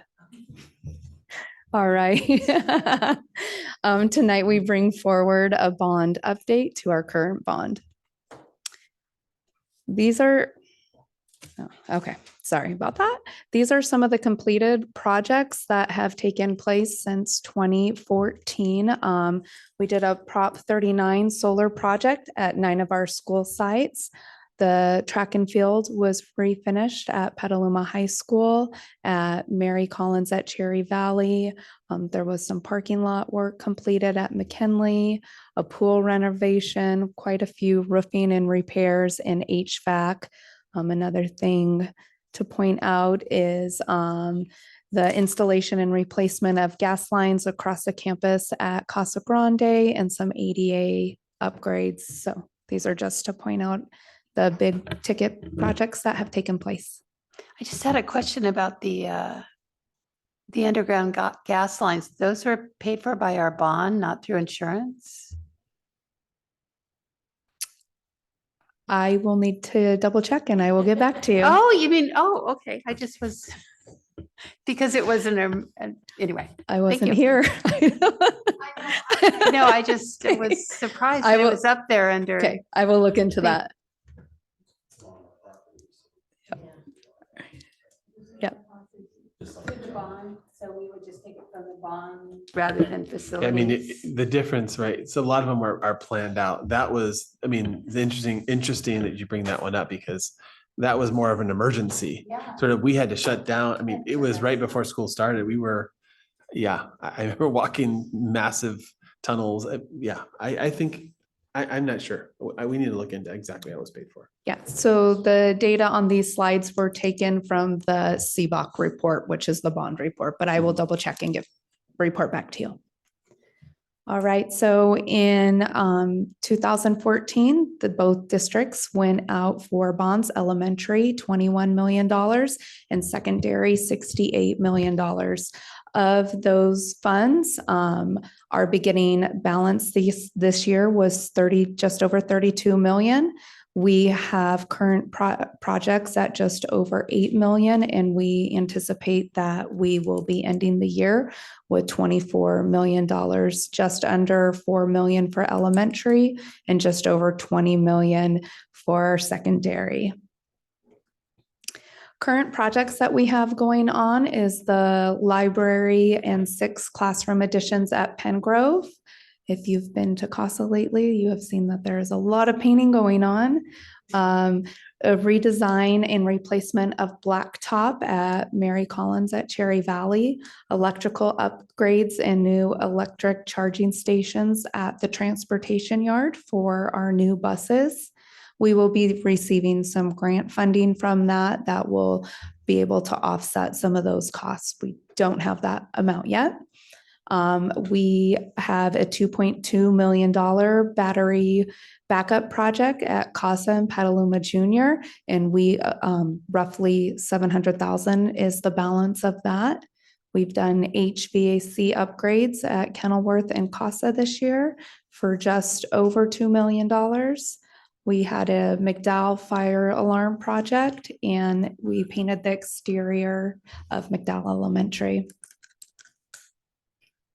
So here are some pictures of McDowell. And so I'm sorry, Amanda, could you go back? I think it's just important to note too, that these costs are from this fiscal year. Yes. I'm sorry, maybe you said that this may not be the true cost of the whole project. Yeah. So here are some pictures of McDowell Elementary. And here's some construction. We do not have a finished building yet at Pengrove, but one day.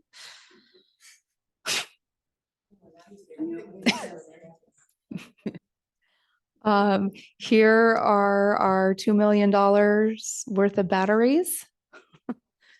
Yeah. So we can have school when there's no power.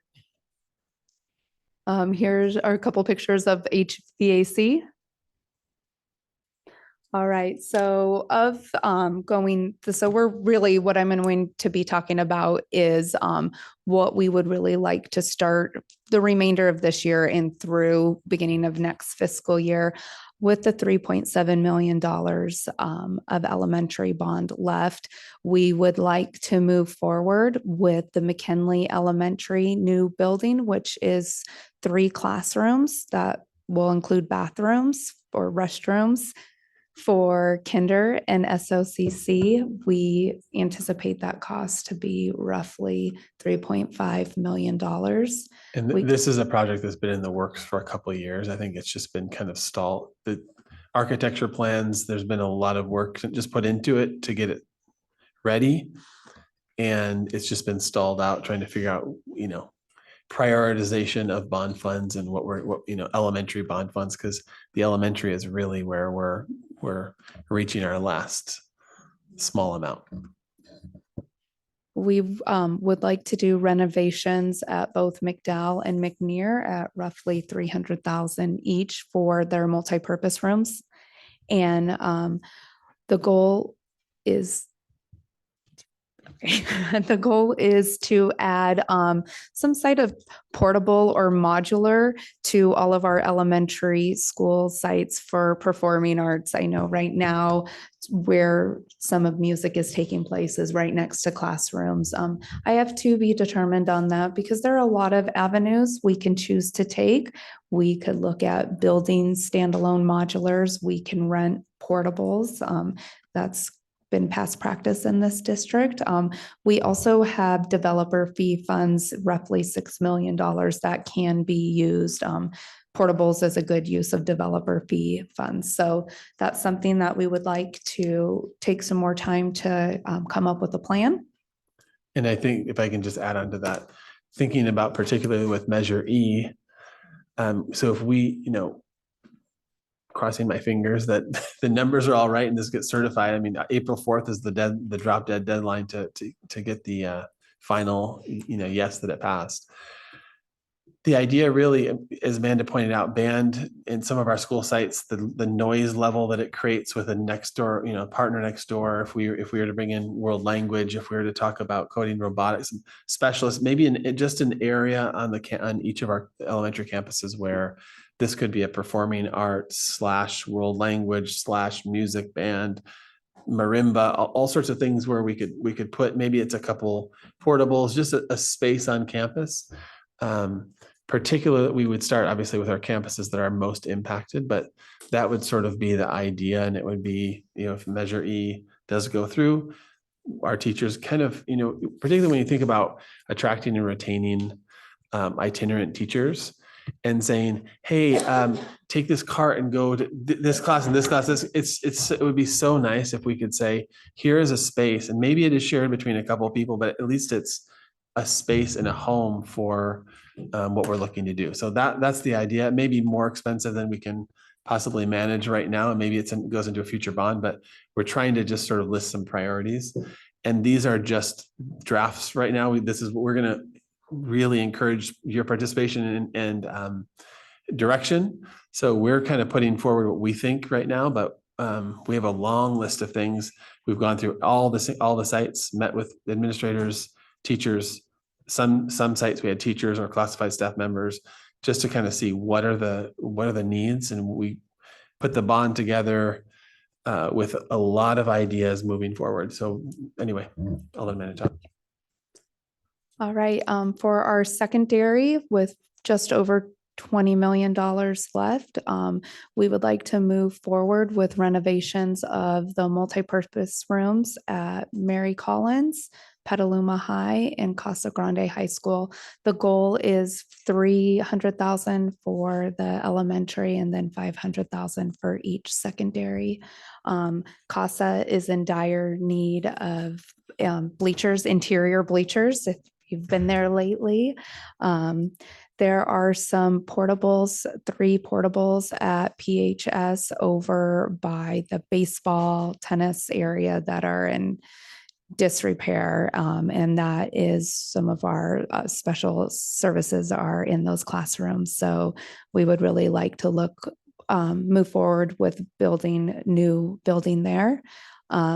We would like to renovate the main quad area at Petaluma High. Giovanni has been working with a couple of different grants and Relief about projects, and they're just, it's such a big project. It's not something that any one grantee organization is willing to take on, though we also have some local contractors that are willing to donate work, but it still will be quite a big project. One of the things that's also a project we would like to do at Petaluma Junior, where all of the concrete is to pull up some of that concrete and plant some large trees. One of the things that we really need to do as we plant trees in our district is add irrigation. If you've been around some of our campuses, we've had to remove quite a bit of trees this year because irrigation isn't always been set up at the time. And unfortunately, with our partners like Relief, that's not part of their plan. So a lot of those trees are hand watered daily by our staff. So that's one of the reasons for the higher costs, a one-time cost, which will save us money in the long run. We also need a new wing of roughly 6 classrooms at Casa Grande High School. And this again was one of my understanding, has been in the works for a while. And I don't know, I think there's some work that needs to go into figuring out exactly what the need is and where it would be. But I know that there's been work done in the past around the concept of new buildings over at Casa. So this isn't replacement, this is new. Mm-hmm. And then we have been working with one of our architecture firms on some what planning could look like. And one of the projects that we have been looking at, Mary Collins, is a new junior high building in the park, which is our property. We would like to build a junior high wing. They are just expanding so quickly and they're kind of out of space there. So that's one thing. And then And if I just want to add on to that one. So Cherry Valley, it's come to my attention fairly recently that there are, I believe, 5 portables where we have our 6, 7, 8. A couple of them are permanent buildings where Mr. Yu and is located, but there are, I think, about 5 portables in the back there. I believe all of them are rented. And the cost of rental, if you expand that over 10, 15 years, we've spent over the last, say, 10 to 15 years, we've spent well over $1 million on renting portables. And so the idea is, why would we be, as a district with bond funds, we should be looking at building it. I know Liza and the team there would love to see this happen. Some of these I've not heard about, but I don't see the CASA field, not the field. Oh, is that the next slide? Okay, sorry. Told you there was a snack at the end, a treat. So, so one of the other things we would do, we had the opportunity to walk the facilities at Windsor, which they operate a state preschool and a wonderful program. And I've been meeting with Dr. Dan about expanding the child development and education career pathways at both sites, because I would love nothing more. Personal passion is bringing on staff childcare. So, and this is one way to do that. A reason why it's to be determined also is there are so many funding opportunities for this: CTE funds, bond funds, local grants. So that it's something that we would really like to look at pursuing. And integrating it with the curriculum. So currently CASA this is the first year we're running a child development course at CASA. And so thinking about expanding that pathway with a child development center essentially, and working to offer some staff childcare. And where would this be? Are you thinking of building new buildings, or is this part of the snack event or the No. So maybe looking at portables or something. We have some foundations where portables have previously been at CASA, and it's not even, we haven't discussed any sites at Petaluma High yet. It's a fairly recent. Yeah. Okay. Yeah.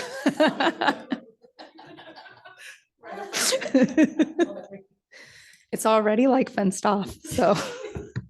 Okay. 10 square feet. Yeah, exactly. 2 kids.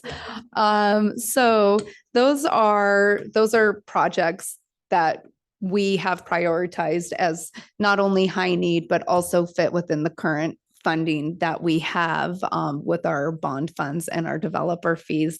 Other future bond projects that are probably larger conversations. It's broken up. The box on the left, it would be for the high school district, a dual immersion building at McDowell for on the other side of campus for the new language immersion middle school, a pool at CASA, a performing arts center, grandstands and press box replacement at the football fields of both high schools, new multi-purpose like gym black box at both high schools for additional space to be used. New solar at Kenilworth Junior High. They may be without solar here in the near future. Upgrade locker rooms at both both junior highs and comprehensive high schools. For the elementary, Pengrove restroom modernization to bring them up to ADA accessibility. We really need to start planning for additional and new playgrounds at our elementary schools, being mindful as our TK age grows. We will need different types of equipment for our littlest learners. We really need to look at the long-term, how we house our transitional kindergarten and with bathrooms within the classrooms, and then really start being mindful as if the governor and the state brings on universal pre-K, start really preparing our sites for the anticipation that we likely in the next 5 years could have mandated preschool on our school sites. And then district-wide, one of the big topics that we've been talking about a lot within my department is bringing on our new food service for next year and how we're going to make that work with our current kitchens. And one of the things that we've discussed a lot is if we could look at potential of a district central kitchen, maybe at the transportation yard or maintenance, or we have lots of places it could be put, really to improve our food service for all of our students. Our district eventually we will need a district-wide furniture refresh, which is very expensive.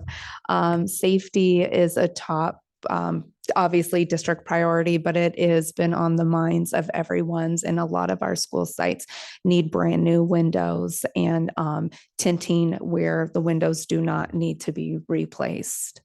Roofs and HVACs will always we will always need those. And then battery backups at our other sites. Our goal is to have our 2 projects completed at the end of this fiscal year and truly being able to be utilized. They are online now, and being able to do that at all of our sites. There's always question about district administration. We're kind of bursting at the seams here. That's been a topic of conversation at the last board meeting. And another thing that we've had the opportunity to have some discussions with 2 of the board members, myself and Matthew, is workforce housing and the feasibility around that.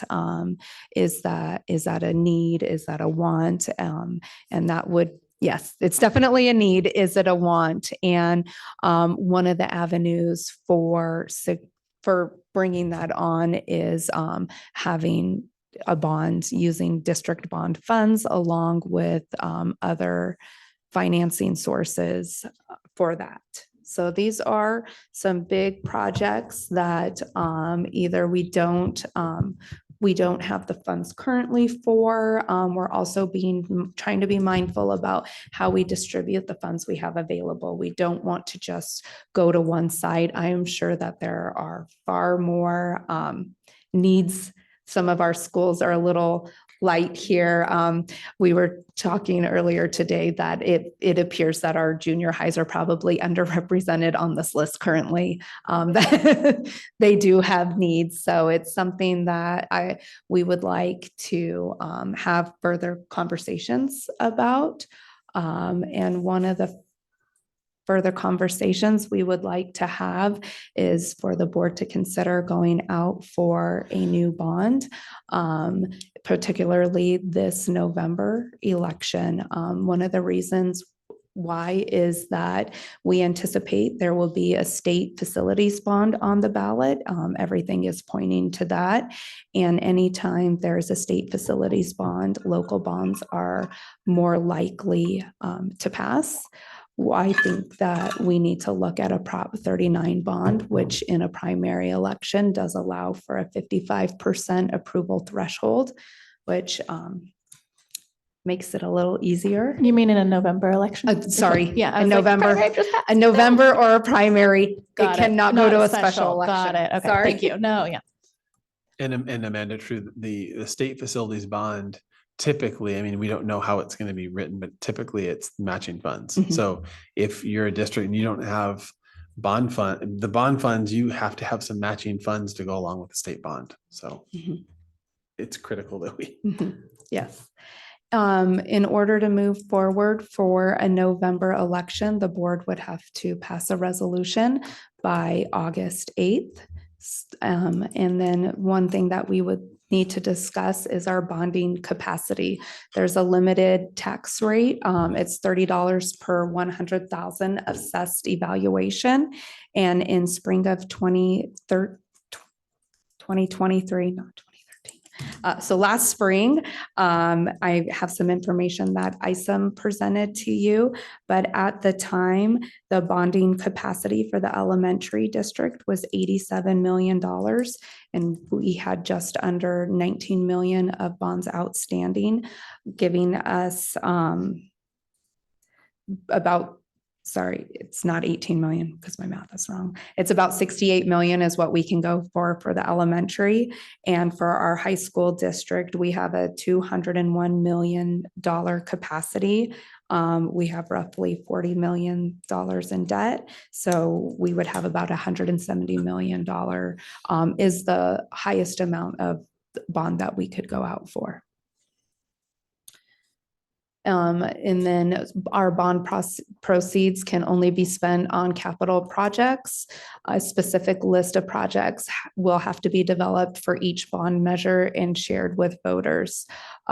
So it's really important for the district, if we are going to consider going out for another bond, is to work with a firm for a facilities master plan listing, not only everything that we're showing, but other things that have come up. And that is the basis that we would use in order to write a new bond. And what's the threshold in a special election? Do you remember? I don't remember. So, some of this is, I just got some of this info, like some of it is very new. So specifically, this is a Prop 39 bond. In a special election, the district could go out for a traditional bond, but that is only for land and purchasing of buildings. So you cannot do a refresh, and that is a 2/3 vote. So no, more restrictive and less and harder to get. Yeah, no thanks. So I think I just want to add here that the list that was just shared, there's been so many ideas from multiple different sources, and so the idea is really just, it always feels, it's always felt a little bit some secrecy. This is really an effort to be transparent, put as many the things that when we go to Kenilworth or Petaluma High or McNear and we hear about issues that we put them on a spreadsheet. So now it's just sort of, here are some of the ideas or things that are out there. I think a facilities master plan would be very helpful for us to kind of figure out what are the needs right now. And as we look 10 years from now, what are the things that should be more urgent around safety? What should be, anyway, it's not perfect. It's never going to be perfect, but these are just things that I'm having so many different conversations with so many people. Like, let's put them on here, be transparent about it, and have a conversation. So Can we do that? Spend some of those proceeds to do a master plan, physical master plan? We can also use developer fees. Yes. Okay. Yeah. Let's do that. I mean, that makes sense. I mean, this is such a huge thing. I mean, I got a dozen questions about your list, but I mean, let's Yes. go through a process that there are pros that are trained to do this to help us out here. But I want to ask a real quick one on the Casa Grande wing, because I had never heard of that. And it kind of tell me about this, because especially compared to on the for future list, I saw a lot of stuff that I thought is pretty high priority. Are we expecting growth at our high school? I thought we're in enrollment declines. That's later in the. That's our secret. Yeah, I think it had been something that was in the works for a while. Again, this is why I want to have the discussion with you guys. There were plans, there were discussions. I wasn't part of a lot of the discussion around that. Okay. So I think, I mean, that's what will be a part of a master planning process is yes. what does our demographic demand look like in the future? Absolutely. Do we need a new wing at Casa? I don't know. But Yeah, that's so will it be evaluating all of these things that are proposed? It could And be. go, no, we don't need that. This is more important. So I guess, could you, No, that was my, Okay. that was my. well, I'm just, wellness centers. I really, really want to see wellness centers up there somewhere, sooner the better, on our secondary to start out on all four of them. I mean, the more I think about wellness centers and safety, mental health, everything, Yes. it just seems like it's central, trusted adult. What happens with the parcel tax? If we wanted to put it forward again. Right. Putting Right. two parcel taxes up against each other would be very difficult. Or a parcel tax and a bond at the same time. And a would bond be- at the same time. And then I can remember that we got a list of both the original list for the bond. And we were all kind of like, well, this is interesting because they had like $3 million or $6 million for the Performing Arts Center. And they were going to have them at both high schools. Yes. So that was the original list, very unrealistic. And we really got stuck because the community was sold on some things that were on there that never happened because there wasn't enough money. So I just want to put a word in that these have to be very specific costs and realistic costs. So that's one of the benefits of the facilities master plan that will help us cost out, but it'll be completed by school site with a ranking system, a priority list, which will then, at my previous districts, we used a budget summary allocation spreadsheet, which once we had this conversation, I plan on bringing forward. And then that prioritizes with each tranche or cell of the bond, what projects you can do. And then any changes of that. So if the gym bleachers was on the list and then all of the sudden the renovation of the quad became more, I should have said that the other way, became more a higher priority, this budget allocation would come back to the board with the draft of the changes where we would like to make the changes, what the costs are, and then the board approves that. So each step of the way, it comes back to the board for discussion and approval. And I think that's the missing piece. There needs to be transparency around this. It needs, if we go out for a bond, you have to say, here are the projects that we're going to do in order. Here's the cost. And if you're making a change, it should come back to the board. Anyway, I just think that we've inherited, this is what we have right now. We've got lists and multiple different lists. We're just trying to put them out there and say, they're not perfect. We know they're not perfect. We're just starting the conversation and So Lists and this current list, is this what we're planning to do right now, or is this up for discussion? Up for discussion. Because at the meeting last year, the equity meeting that we had with the bond update, and then the meeting in May of 2022, it was said that we spent $7 million at Petaluma High on the field and the bleachers, and then only $3 million at CASA. And so, after we did the walkthroughs and they saw how unsafe, not just the indoor bleachers were at the gym, they're scary. The outdoor bleachers are as well. At the football field, if it gets wet, anyone could fall.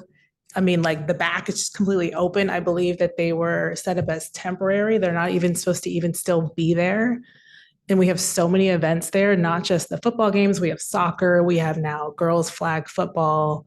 We have our graduations, which we know it's just a terrible experience for for people in the audience. Like you go to Petaluma High, there's so many places to sit, and at CASA, it's like little, and so that's come up over the past 2 years. So I'm surprised to not see it there, especially with the safety aspect as well of those temporary bleachers. So what I'm hearing is that should be moved up in priority. Which is why we have this conversation. Yeah, I would think so. I mean, I'm seeing sounds like Shireen, I've over seen her at the- flag football games. I mean, there's so many events that happen out there. I feel like you're always my inspiration, Shireen. Yeah, there's just so many events, and they're just really unsafe. It sounds like that's a higher priority than a new wing at CASA that we don't know why we want. Great. We'll make those changes.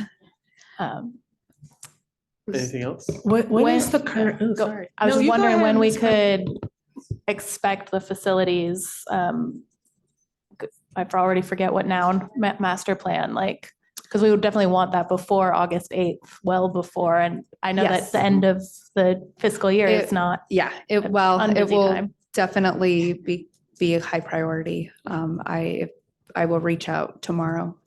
Can we get it by mid-July? Is that realistic? So that we have at least a meeting or two to Maybe a special Yeah. meeting. at Yeah, I think a some special point? We meeting in love a July would be special fair because we meeting. already only meet once in July. Okay. Yes. We can do it on my birthday. I don't care. Like, I'll party with y'all. Perfect. Oh, yeah. What is July the 15th. we're you guys making birthday plans? What's the current enrollment at Cherry Valley, the junior high school? Because you were saying it's been about $1 million we spent. And so I just wanted the current enrollment and then how much it's going up by every year. So it's on the- About. it's on the demographic study. Can you look it up? And actually, So they've got. I believe they have- $495 for next year. Well, that's total. For the total junior school. high? For Just the junior high. Oh. 96. That's Okay. just 7 and 8. They do, yeah. They have 3 classrooms at 7 and 8.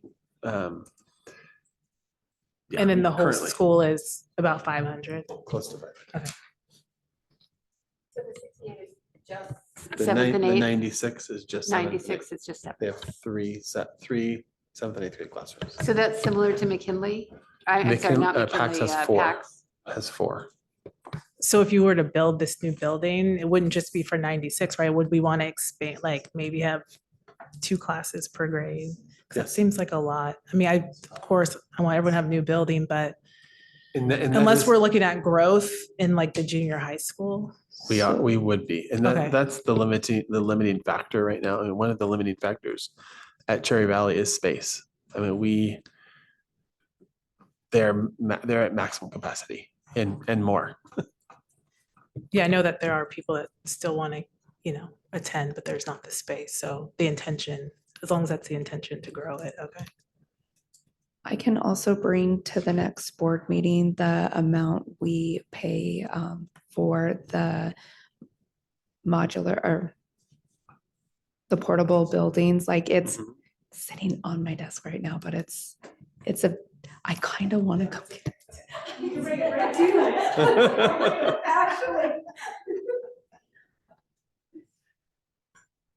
Any last questions or? Yeah, a couple just tidbits.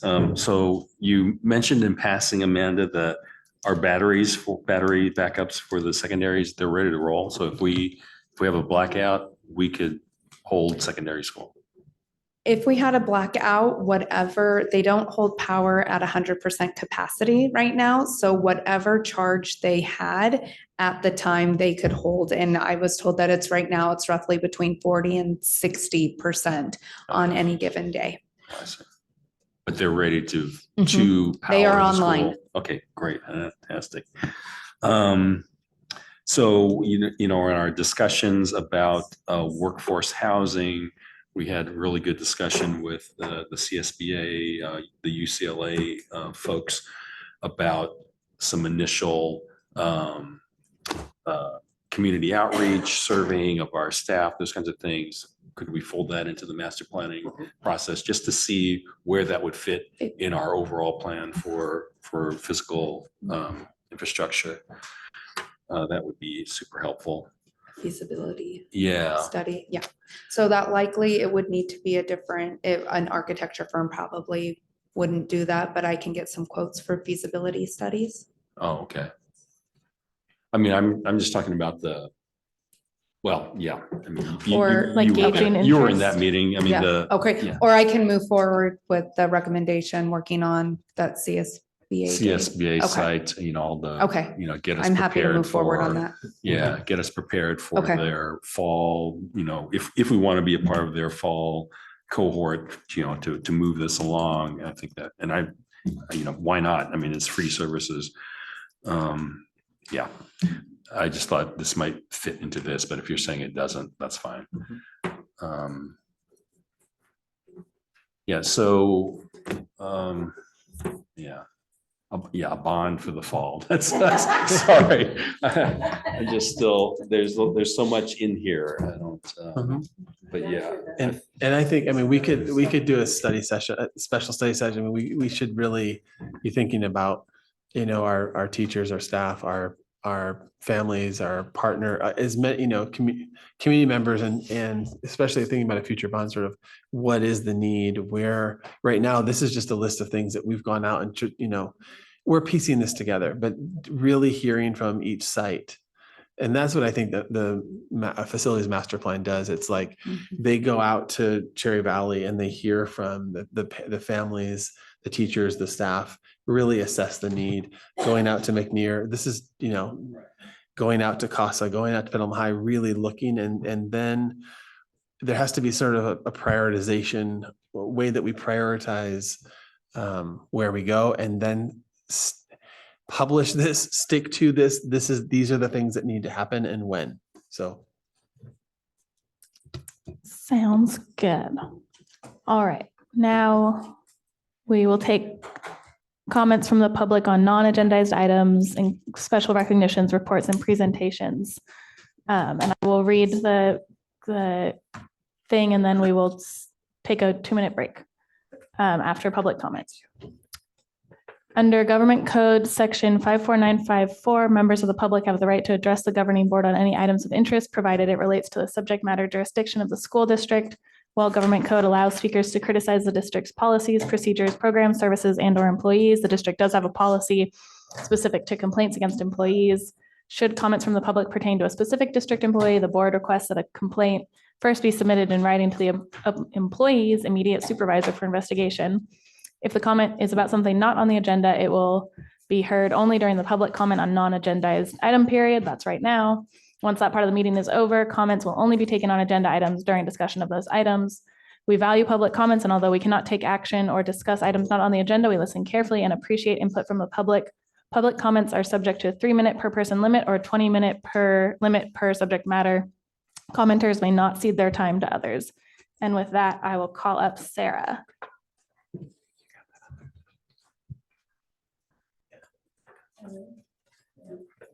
Hello, can you hear me? Hi, everyone. Long time no see. First, I wasn't going to talk about this, but since you brought up Cherry Valley portables, we have 6, 7, and 8. So at Cherry Valley, we do elementary, and then we have 6, 7, 8. So the junior high isn't just 7, 8. Yeah. And one of our 7, 8s is in one of the portables, and they don't like, they're open to the elements. I would say they're really old. And if they're really expensive, then we're not getting our money's worth because they're cold in the winter, they're wet in the winter, they're really hot in the summer. Anyways, and they serve all these purposes. So thank you for that. Yes. I also wanted to thank you all always for your dedication to all of the students at PCS. And I understand that we're in a serious budget crunch and situation. Like, that's real, I get it.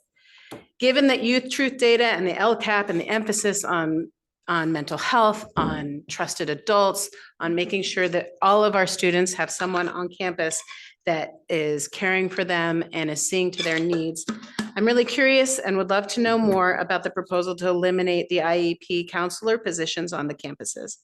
I understand that the COVID funding is sunsetting, and I urge you to do anything you can to not eliminate any of the special ed IEP guidance counselors.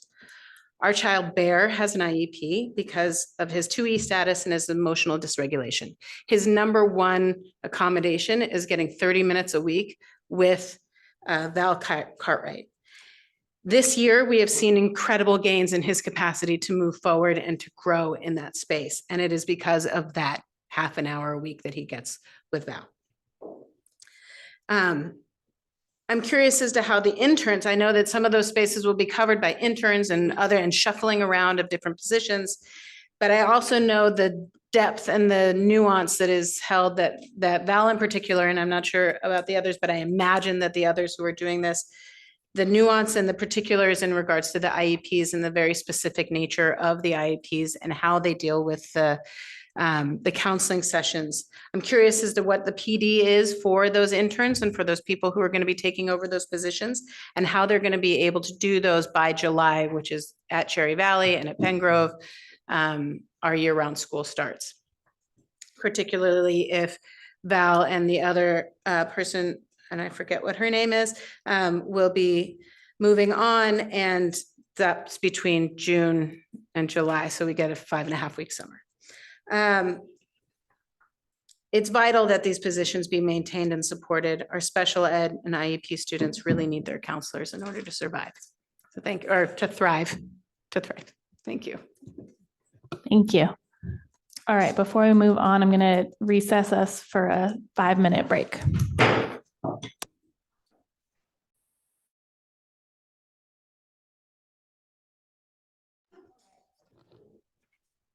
All right, it's been 7 minutes, which is more than 5. So I'm reconvening the meeting at 8:16. I have quorum. We have quorum. I can do what I want. So we're on adoption and approval of the agenda. Do I hear a motion? I move to adopt and approve the agenda. I second. All in favor? Aye. Any opposed? Any abstentions? We started the meeting. I don't know where Maddie went. The motion carries. We've adopted and approved the agenda. And now I'll report on activities and correspondence of school board members. Board trustees attended the Bell Schedule listening sessions at Petaluma High and CASA, the Bell Schedule study session here at the board office, boardroom at the district office, the PCS staff professional development day, a meeting with CSBA's workforce housing initiative, the continuous improvement committee, the safe routes to school task force, the WASC district and parent panel at CASA, the CASA government class, the Safety and Climate Committee, the McKinley Pax production of Seussical the Musical, and the Casa Grande production of Legally Blonde the Musical, which is fabulous. And student board members are very busy playing baseball and doing other things tonight, but they attended baseball games, the Bell Schedule listening sessions, BIPOC Club, Lothian Youth Design team meeting, and the PCS Rockstars painting activity. And the youth perspective event that Jaden will be one of the speakers at is this Thursday at Windsor High School, put on by Lothian. So, 5 to 8. So see you all there. Does anyone have any comments on their activities? I mean, I know they're not here, but I just want to commend the CASA admin for putting together a nice welcome for the WASC committee. So good discussions had in that room.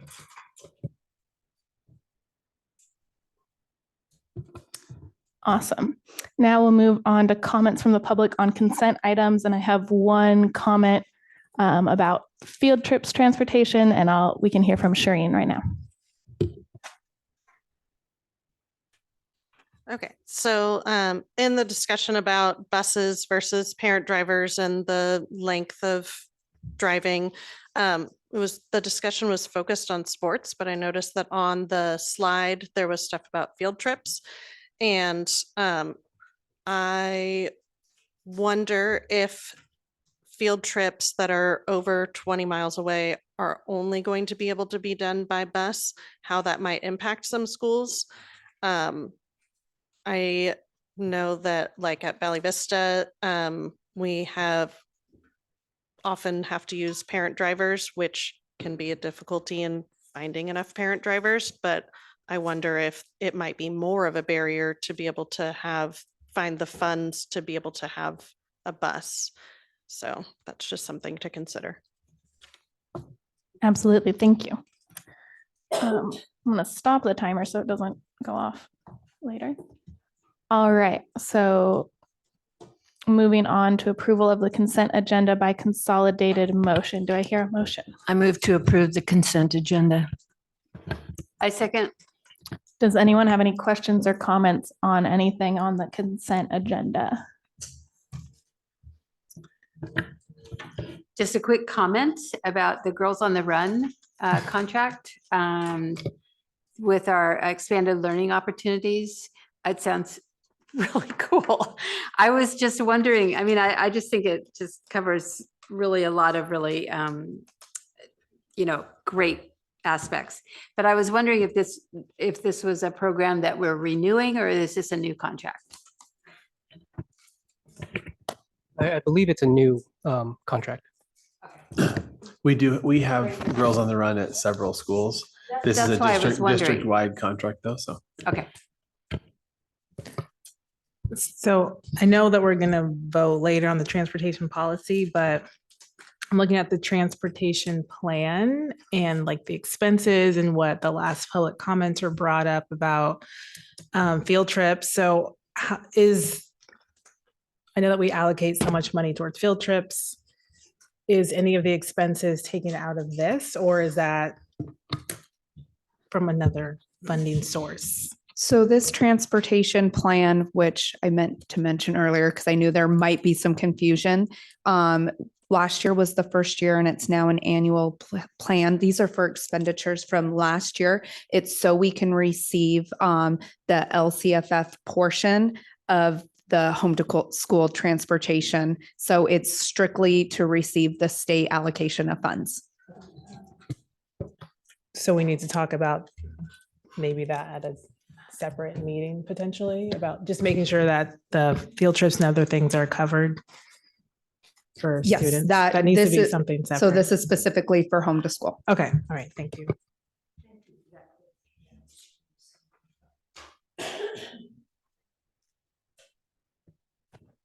All right. Hearing no other questions or comments, I'll call to a vote. All in favor? Aye. Any opposed? Any abstentions? Hearing none, the consent agenda carries. So now we can hear public comments from the public on action items. So please bring up one of the beautiful pink cards, like Elwood's dress in Legally Blonde, the musical. If you would like to make a comment on action items, or it'll be discussion items after that. And seeing no one rushing the stage, we will go on to action items. 13.2.1 Business Services, approval of resolution 2324-32, reinstatement of deferred maintenance funds. Can I hear a motion? I move to approve resolution 2324-32. Second. All right, now Amanda, tell us about reinstating our deferred maintenance funds, please. Thank you. Tonight we bring forward this resolution. A few years ago, the district did away with the Fund 14 deferred maintenance. So we currently have a carryover of interest of $4,000. With this resolution, we can take funds out of Fund 40, which are some set asides also for more capital facilities and transfer the allowable funds into Fund 14 to pay for deferred maintenance such as flooring and roofing and minor repairs that do not qualify for bond or developer fee funds. So currently, right now, when any of this work takes place, it does come out of our general fund and our routine restricted maintenance fund within our general fund.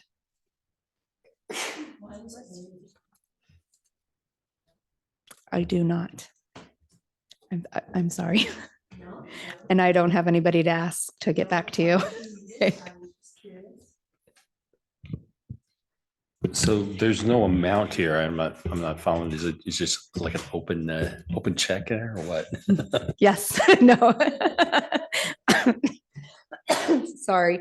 No, it's really just this is to reinstatement. And I believe currently we can only transfer in the non-tax portion of our redevelopment agency funds. And I believe with the carryover up into now is between $1 and $1.6 million. So our goal is to transfer that once, and then at different times throughout the year interim, it will be planned contributions to Fund 14 now, which will be part of either the budget, second interim, first interim, or unaudited actuals. So no transfer takes place without board approval. Sounds good. Any other questions or comments on this item? I'll call for a vote. All in favor? Aye. Any opposed? Any abstentions? Hearing none, resolution 2324-32 passes. And now we'll move on to comments from the public on discussion and information items. I have one public comment, so feel free to come up, anyone else who wants to, but otherwise, Sarah, come on up and give us your public comment on this item. Again, I'm just going to read to you all a letter that I sent you back in February, just so that it's in the whatever, in the world, in the cosmos. Dear Board of Trustees, as you know, this past December, our longtime librarian, April Derby, retired from her post of 24 years as the MCCV librarian. The library was built and was but a design when April stepped into her role, and under her dedicated leadership and passion for books and education, the MCCV library has flourished into the heartbeat of our school. All of our students, from reluctant readers to avid bookworms, find a safe space in our library. Parents, faculty, and staff also gravitate to the calm and inclusive space deemed the no drama zone that has been cultivated in this time.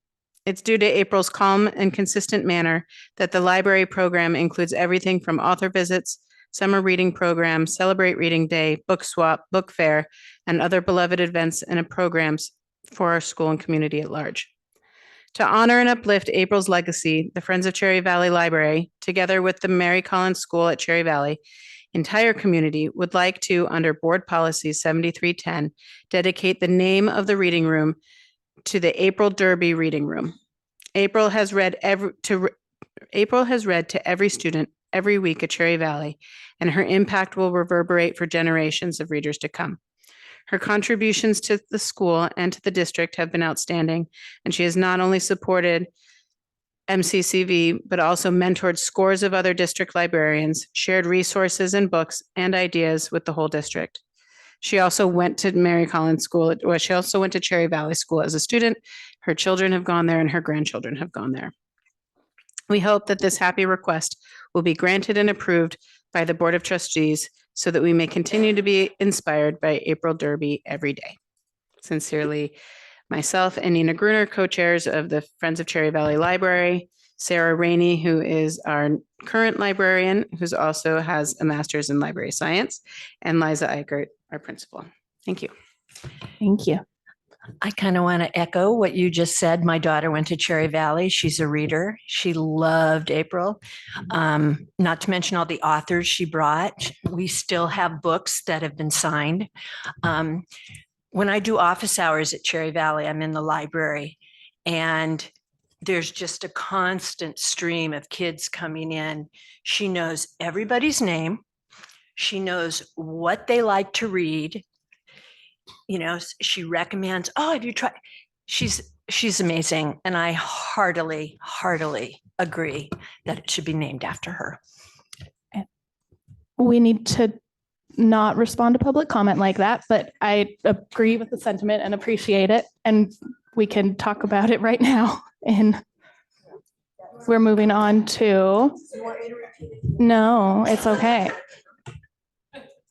Now we will move on to discussion and information items 15.1.1, renaming the reading room at Mary Collins at Cherry Valley. Matthew, can you tell us a little bit about why we had to make this a discussion item and bring it to the board? Yes, so I'm gonna have Amanda just, I think, thank you, Sarah. I was actually gonna share sort of so everyone understood sort of where this was coming from. It was a group at Cherry Valley, who is exactly what Sarah said. Sort of this is wanting to name the reading room portion of the library after April Derby, who is wonderful on all accounts. And then I also attached sort of our board policy around naming naming buildings, parts of buildings, stadiums, et cetera, and what the policy and how we're supposed to, what are the steps that we need to take to do that. So I'm gonna have Amanda kind of explain that. So if the board would like to move forward with changing the name of any of our buildings, we would need a citizen advisory committee would need to be appointed to review the name suggestions and submit for recommendation for the board's consideration. Before adopting any proposed name, the board shall hold a public hearing at which members of the public will be given the opportunity to provide input.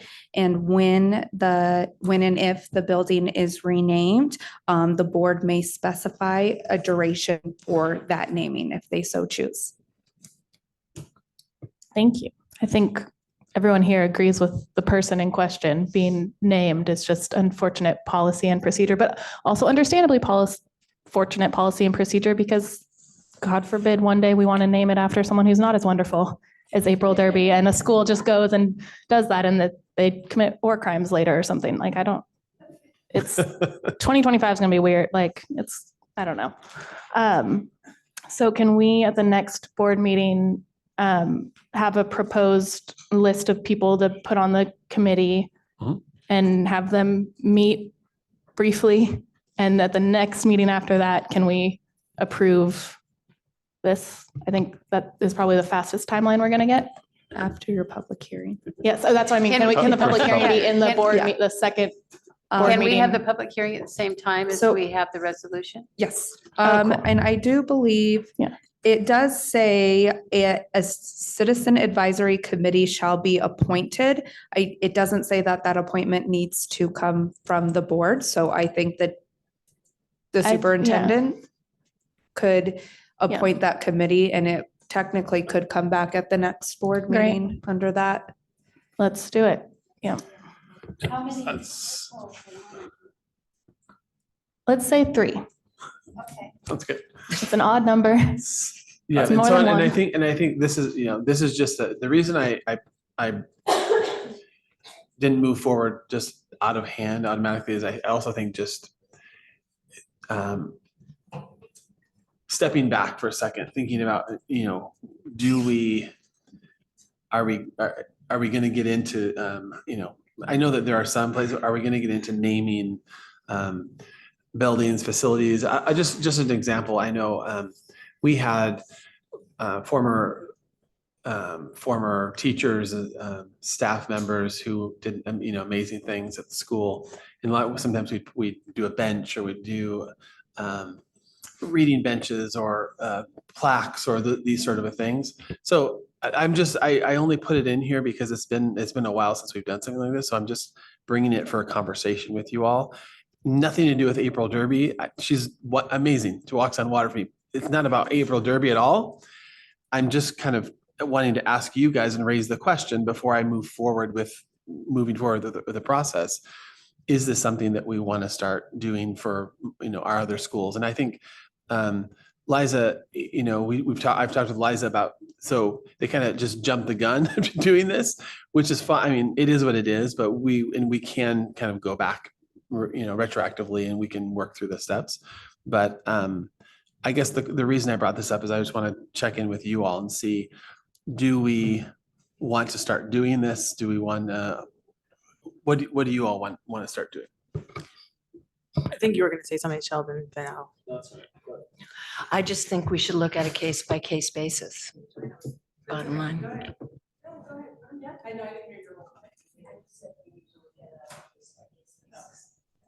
I was kind of thinking the same. I mean, I share the same sentiments about April. I think she's great. But not everyone's going to be in April that we want to name something after. I know someone asked us to name something after someone who was very beloved in the community recently who passed away. And I think it's like a year that we have to wait. But it doesn't sound like there's a time period on someone who's still living. Is that correct? I don't think there's a period for us in our board policy. It didn't. There was no timeline. It could be living or deceased, So and it could be that any person was totally- impact. yeah, it does outline it in the policy. So there are different. This policy is very confusing, and the interesting part, I mean, this is directly from CSBA, the last update. So even the CSBA one is confusing, but it talks about memorials as a separate sort of a thing. So a memorial, quote unquote, says upon request, the board shall consider naming buildings, parts of buildings, or athletic fields in honor of the contributions of students, staff members, and community members who have been deceased for at least 1 year. So that's if you want to do a memorial. This is now, we're talking about a recognition, naming, yeah, so. My response is no, I don't want to get into the naming business. I was a civil engineer in a prior career. I don't find naming buildings as an honor at all, quite frankly, or rooms. I mean, if we want to, license out naming rights like a lot of public universities or even some schools do, I don't mind that. I don't know April, and I don't doubt the value that she's brought to the community, but personally, I think there's better ways to honor somebody that we love than naming a room. I just don't find that to be honorific. And the politics that's involved with naming public spaces can get pretty dicey. I'd rather see, Cherry Valley put some kind of, biography of her in the library where future children can learn about her. I wonder how many of us can name, who Mary Collins was, who McNear was, who Grant was, who McDowell was. I mean, what difference does it make after the folks who, knew them have moved on?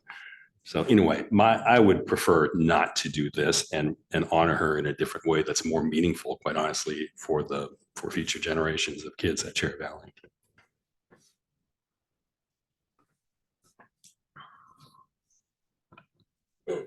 So I don't know what our direction is. Does anyone else have strong? I mean, so it sounds like it's 4-1. So. I don't disagree with any of your points either. That's. But I also agree. Yeah. I'm taking the middle. But I think if you take April out of the equation, Yeah. Because again, she seems very beloved. Yeah, we don't want to run into an issue where someone else, like actually 6 months or a year later, we're like, maybe we should have taken that year-long pause like we do for the memorials. I don't know. But I do agree with the sentiment of wanting to honor her in some way. Yeah. And if it's not naming the room after her, then, then it can be decided, I guess, by the committee. But. And then to the point here, when naming or renaming a district school building or facility, the board may specify the duration for which the name shall be in effect. So you could make it a time bound thing. I think the point really is, so in 6 months, we're going to have, a teacher retire from one of our schools. Are we, picking and choosing and figuring out? It's just a question I have. What kind of precedent are we setting? And maybe you guys say, Matthew, just bring it and it's fine. And we do it on a case by case basis, as Ellen said, and that's fine. If that's what we do, I'm just raising the question. Yeah, I'm reading the policy now, the qualifications for naming in particular isn't really, the way that I read it, it's not to honor somebody, it's to acknowledge, here are the qualifications: outstanding contributions, financial contributions in particular, so we know what that's about, naming rights, who have made contributions statewide, national, or worldwide significance. So we can imagine all of the schools that we see around that are named after, historic figures, or geographic area in which schools are located. This isn't really meant for honoring our people that we love and know in our schools. And quite honestly, like I said before, I don't think it's an honor. I think it's, I don't know. I think there are more meaningful ways to show our appreciation. I mean, I read it as very much about schools and buildings, so I don't even know if room really how room even fits into that. So it might be worth bringing back facility naming as a whole topic to flesh out what we think it should be. Like, do we allow for rooms to be named, but not schools? Because school naming, that's a whole other can of worms. Yeah, because this is just a reading room within the library, right? Yes. So it's just a And even- special place. And even this part of the board policy, I also read it, the board encourages community participation in the process of selecting names. It's not, we have someone in mind for it's more of, when we we're make a new trying to, school, we're we building a need new to school, community or we're names doing it. some, the board policy is confusing at best. So I think we need to make it less confusing, and all the 5 of us need to think about what threshold we want, and if we don't want a threshold for naming after staff or community members or former students at below the school or building level. So maybe that's a place for us to start, would be, let's relook at this board policy, bring it back for a first read at the next meeting. I mean, is that what you want to do? And I'm thinking about if we have any precedent. I'm thinking about CASA, the gym, every time we walk by, there's the memorial to Forney, Yes. But I'm thinking about well, I guess that's a memorial too. But Right, but did they? I'm trying to think of things that are not memorials. Did they go through the Are we process still alive? Okay. for Forney and Ellison? I guess, And that's like No a idea. reminder every time someone walks by it. So I don't know if the proposed committee how they would feel about, like someone's at a bench or just something. If we decide not to move forward with naming a facility or a room. I do have to add one Okay. thing, is that my dear neighbor, Ernie Fideli, who was a bus driver, has a bench right in front of Petaluma High that is dedicated. I mean, it's dedicated to him. And so there's that. There is an object. It's a bench, but it was named for him. Yeah, So I we go by have- it and I just kind of go, Ernie. We have many, many, many benches and seats and, yes. So San they're under Antonio a just got It's not a different, building. Yeah, a bench We're not is a building. bench. a bench is a bench, so yeah. it doesn't matter. Okay. But maybe we should clarify that also. Yeah, I'm wondering, I don't it says, so this comes from CSBA and it was last revised, our version 2012. I wonder if there's been changes since then. No, We you checked? have the Okay. current, We have the Alright. current, I meant- this is word for word, but Okay. CSBA. And I will, I'll say from my experience at my university, there usually are clauses for removing names too, if something. There is. That would definitely be good to build into our Right. policy. I Revocable. think we do need a policy revision, Mhm. but this is so down the line of things that we need to be worrying about. So it does say here, the board reserves the authority to terminate the naming right if it determines that the grantee, subsequent to having received the naming right has engaged in any of the prohibited acts stated in item 4 above, or other criminal or unlawful acts that might bring the district into But disrepute. what if they did it before we gave it to them and we just didn't know? Like, yeah. So I think it needs to be reviewed, and Okay. I'm happy to help review it with you or Sheldon or So what anybody. I'm hearing is let's take maybe a couple board members and I can take a stab at Is anyone dying to be revising on that? this policy, and then I was going around. Okay, I'll say Ellen and Sheldon, if you're good with that, Sheldon. Cool. Okay, great. Awesome. All right, moving on to secondary bell schedule. We're going to discuss that now, I guess. There's nothing attached, so I don't know what Yeah. we're discussing. So I think we had a board study session the last week, last Tuesday.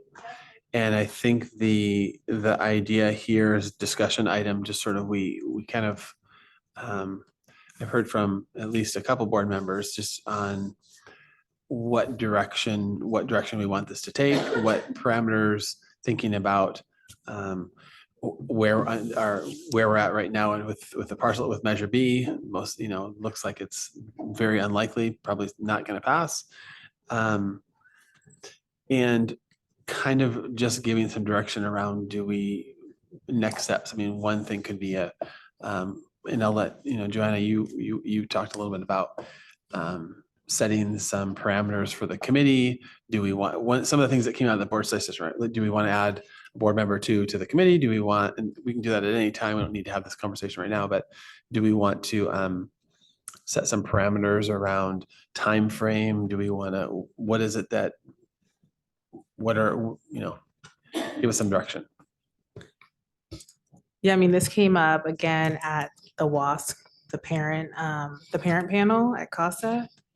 And it just happened that there were, I think, 3 or 4 parents whose students had IEPs. And they were talking about how the current bell schedule has just been really hard because of the amount of time that they sit in the one class, in addition to not being able to take an elective till they were juniors. So, and we didn't hear from a lot of parents at that study session. And so I just wonder what the discussion would have looked like had we heard from more. I felt like a lot of the emphasis was on like the nuts and bolts, like the logistics, like if we change the schedule, then how's that going to affect the teacher contract, which are things that we should look at as well. But I didn't feel like we spent a lot of time beyond the presentation, thank you, Tony, that he presented with the different ways that a schedule looks for a student with disabilities, multilingual learner, or both. So I think just moving forward, I would love for us to do both. Look at how the bell schedule will affect the teacher contract as well as student outcomes. I would love to hear more updates, ideally every other month. When we had that meeting, this is March, so May. And then really having like a deadline, like we need to have this figured out hopefully by like October, November, so that we can think about master scheduling and working out all of the details of the teacher contract. Because again, like this was meant to be a 1 year, a temporary fix, just like the bleachers at CASA. And, here we are. And so I just want to just elevate the student voice and the folks that weren't in the room, who weren't at the table for these discussions. When in this school year does the master schedule start and students start picking their classes? I don't know. I think this master schedule starts happening maybe late in the fall. December, January. Yeah. Say best practices usually starts around November, December. Begin building it with what they know, and then course request usually happens just soon after that, around December, January, February. So if we wanted it, then we would need to have it by October. Yes. And then I know we looked at if it's, I am not married to a 7-period day. I like the idea of it, but is there a world where a 6-period day with a longer, and I know that's part of the polling, longer advisory can exist, that we can have, some directed educational minutes put towards for those students who would need study skills or their ELD class. But just something, I just feel like, I'm thinking about the kid right now who's in 8th grade at Petaluma Junior. And next year they're gonna go to Petaluma High and potentially not be on an A through G track or have an elective. And it's like, how do we answer to that student and to their family? So I think we're talking about two very important things, but two separate things, right? So one thing is more longer term thinking that I'm hearing from you, Joanna, about some direction for the committee, right? Because we've had this committee that's been meeting, it's not like countless meetings and is making great progress. And, it feels like there's traction and it's so one of the things that I'm hearing is we want to have some sort of time period to say, hey, we get it. This is not going to be ready for, and we've particularly around the 7 period, right? We've got that's where we have a lot of energy around that. We still need CASA and Petaluma High to look at, 75%. We may be going back and forth, et cetera. But that kind of putting a time frame around that to say October, November, this needs to get done in order for us to then do, and the committee is is well aware. But putting that kind of a time bound restraint or direction for the committee that, hey, we really need this to wrap up so that we can move forward, because this is a temporary schedule. And thinking about 25, 26, right? Long term, that's what we want. More frequent updates. So every couple of months, having the Bell Schedule Committee coming to the board, even if it's a short update, sort of here's where we're at. And then I think what you're talking about with a 6 period is for next year, knowing that it's a 6 period day, how do we support all of our students, particularly our students who are furthest from opportunity, our multi-language learners, students with disabilities? Is there anything we can do for next year to support that group or those groups of students?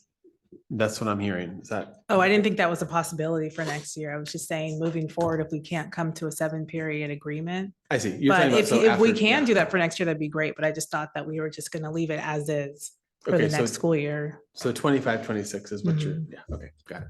Unless there's a way. It doesn't sound like it, but. Okay. Anybody else? Any other? So this is, I just want to.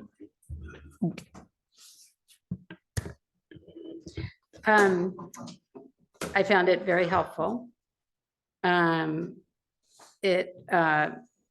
Extremely disappointed, but I'm dealing with it. But I really learned a lot, actually.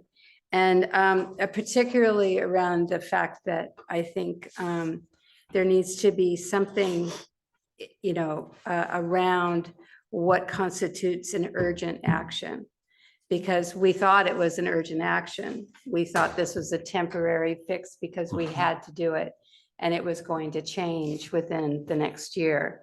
I understand, the committee did a great job. They, really looked at a lot of different aspects. It's just there was no sense of urgency. And so, there might have been, but it didn't, it didn't result in anything urgent. So, I don't know how to do that, whether it needs time frame. But I do think that October would be the last. I think that that's what needs to happen in order to get everybody to be able to go forward with enough time.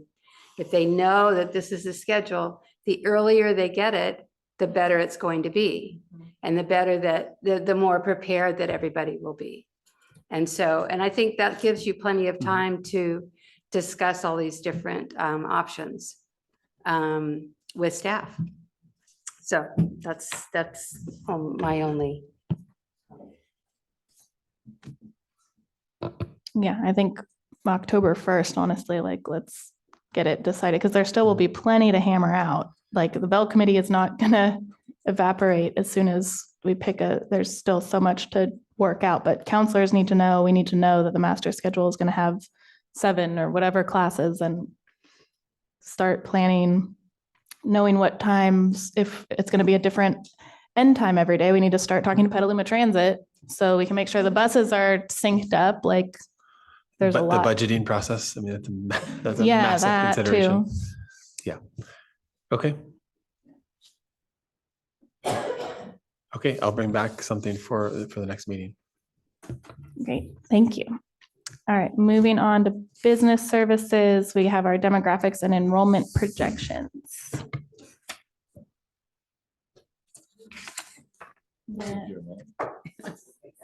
I thought, why not another presentation? All right, tonight we bring forward drafts of two demographic and enrollment projections for you to review. This is not an item that needs to be approved by the board, though I can recommend any changes to school works and then they will finalize it. One of the pieces on here is that it is really broken out by grade level and doesn't really align with what our school districts are. They are going to make that change. And they're going to work on maybe rolling it into one report so it's easier to read. But I just wanted to point out of the 50 pages of each report, I just wanted to point out that Petaluma City Schools has held a mostly stable enrollment over the past 10 years.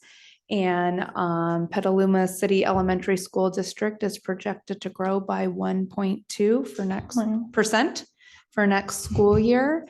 And continued growth over the next 6 school years. That really has to do with the increasing transitional kindergarten. Oh, sure. Yeah. Petaluma Joint Union High School District is projected to decline by 2.24% in next school year, about 102 employees at the high school level. On the years out, we are projected to have stable enrollment over the next 6 years. I know right now we would really like to see our enrollment numbers going up, but this is a pretty good place. Most districts in our county are in declining enrollment. So we were really happy with the report by SchoolWorks. Another thing to think about is the ongoing development that is going on throughout the city. And as those planned developments come into play, this is something that we will continue to work on and update to really have a true idea of what our numbers are going to look like. And just so everybody could see, I grabbed 2 pictures. This is the 10-year enrollment history with 6 years projections for TK through 6th grade. So as you can see, a slight increase in next year. And then we have a little large bump and we steady out with overall, sorry, I can't read that. 26-17 in the 29-30 school year. And then for our high school, 7th and 8th grade is green, and the 9th through 12th grade is the blue. And you can see a slight decline in next year, and then we slowly level back out in 29-30 with enrollment of 46-19. It's good news. Yeah. Do you know how they handle, are they extrapolating the 8th grade, from 8th grade to 9th grade? That's where we, see a decent amount of students who are in our boundaries leaving outside the district. Is it a flatline extrapolation of current trends or something else? So they use a 10-year trend analysis, and then they also look at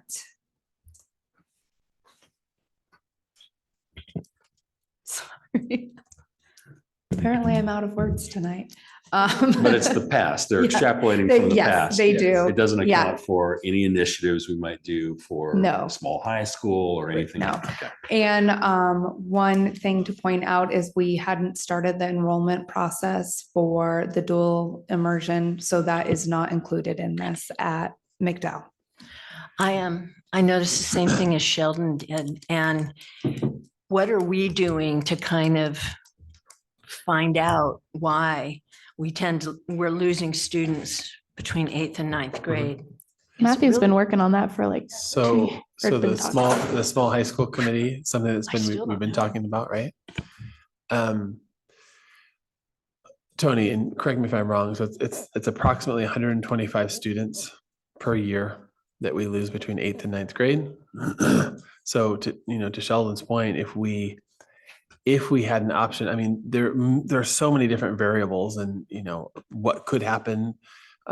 We see the majority of our students, right, of the students who leave are going to a smaller high school, Tech High, Credo, Marin School of the Arts, St. Vincent's, Cardinal Newman, Sonoma Academy are sort of those are the schools that we're really talking about. We do see that we lose some do come back, and others others leave, right? So we have this kind of, so over 4 years, you're looking close to 500 students, which is about the size of a small high school. So right now, and Tony, do you want to kind of talk about where that's at in the process? Small high school committee. Yeah, so we've had a committee beginning to work out and explore the small high school. The process now is really looking at some data that we recently got in regards to how many students are leaving within the last, I think, 2018 till now, and how many have come back every year, particularly from the junior highs. And so the goal is really to reconvene the committee in April to go over the data and to work out some processes along the shared decision-making process, and bring forward some recommendations that the board and the superintendent can discuss. And so I think, a presentation, maybe maybe it's May, June kind of timeframe, we get a presentation about small high school committee and where we stand, and some direction from you guys about, we can talk about, numbers, bring real hard numbers and statistics, and as well as some qualitative data from families. I mean, that's part of the, we have, again, it's like we have spreadsheet, we have data from Pax at where we see the numbers, Pax at McKinley, Cherry Valley, Live Oak, and again, I don't have all this data, but Cinnabar, where you have K-8s in our community, and that's where we tend to see students leaving that eighth grade environment and wanting something different that we don't offer and moving to a different school district. You do Kenilworth and Petaluma Junior. We do have some students as well who leave. Pengrove after 5th grade, we see a slide there as well between 5th and 6th grade. Why? Because many of our students at Pengrove are coming from Katahdin Park, and Katahdin Park has Lawrence Jones Middle School, has the expeditionary learning program. Some students will leave. That starts in 6th grade. So there are multiple different factors and reasons that I think we could. So I'm going to go off. I'm going to do a presentation right now for you guys, but I think that's something that we could kind of bring in the next few months, share with you, and get some direction on next steps. So we're saying that the committee is going to reconvene. Are there going to, anybody want to join the committee? I mean, I will. I can share the dates, and then you guys can let me know. Okay. Great. Any other questions on demographics or enrollment projections? Thank you for that. I think having it put together in one would definitely be helpful. Yes, I will do that. Thank you. Well, no, make them do it. Yeah, I will make them do that. Yeah. Don't you dare. Moving on to Ed Services, amended board policy, first reading for board policy 6152.1, placement in mathematics courses. Tony, tell us about this one. So we have a board policy around math placement course. However, it hasn't really been updated. So we've updated with some of the CSBA language, but we didn't have an AR that really delineates the math placement process.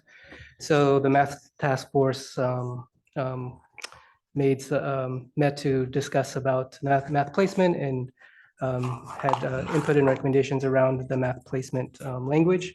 And so we're just presenting the first reading of the AR and the updated board policy. I know Josh was here, who was leading the math task force. Oh. Yeah, he's just behind Esmeralda's head. So if he has some more specific information about this, if you have any particular questions. Well, first of all, thank you, Josh, for sticking it out. This 3 hours for this one item. So when will this go into effect? And how do we ensure that students are having open access to these courses?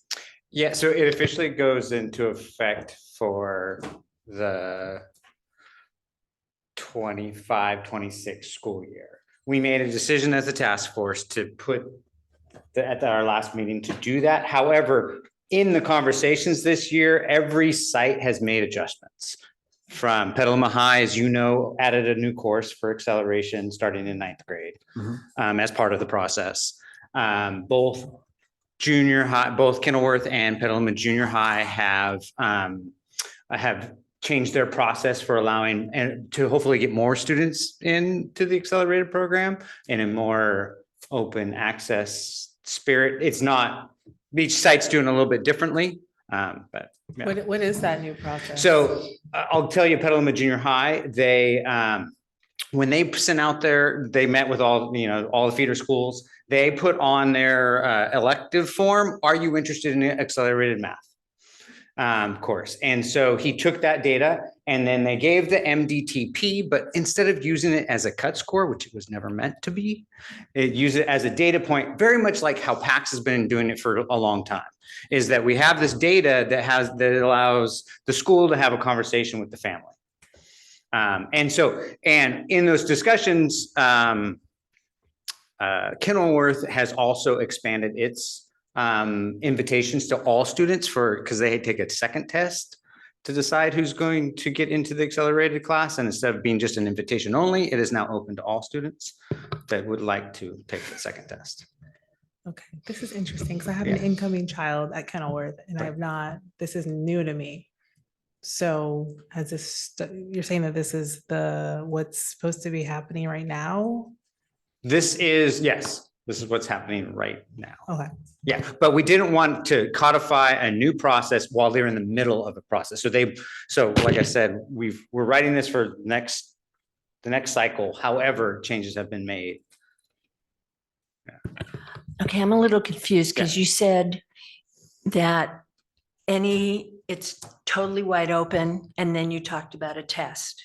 So So at Petaluma Junior, the test is just a data point.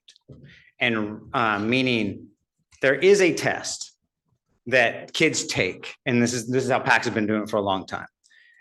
Kids who say, "Yes, I would like to take accelerated math." Just let me know real quick. So this is not a in order to enter, you must take this test.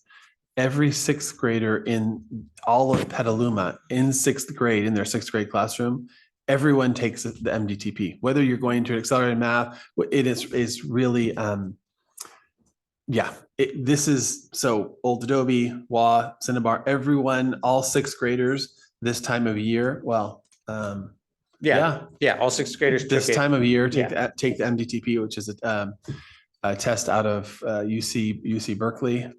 It's really meant as it's a summative 6th grade, K6 math test.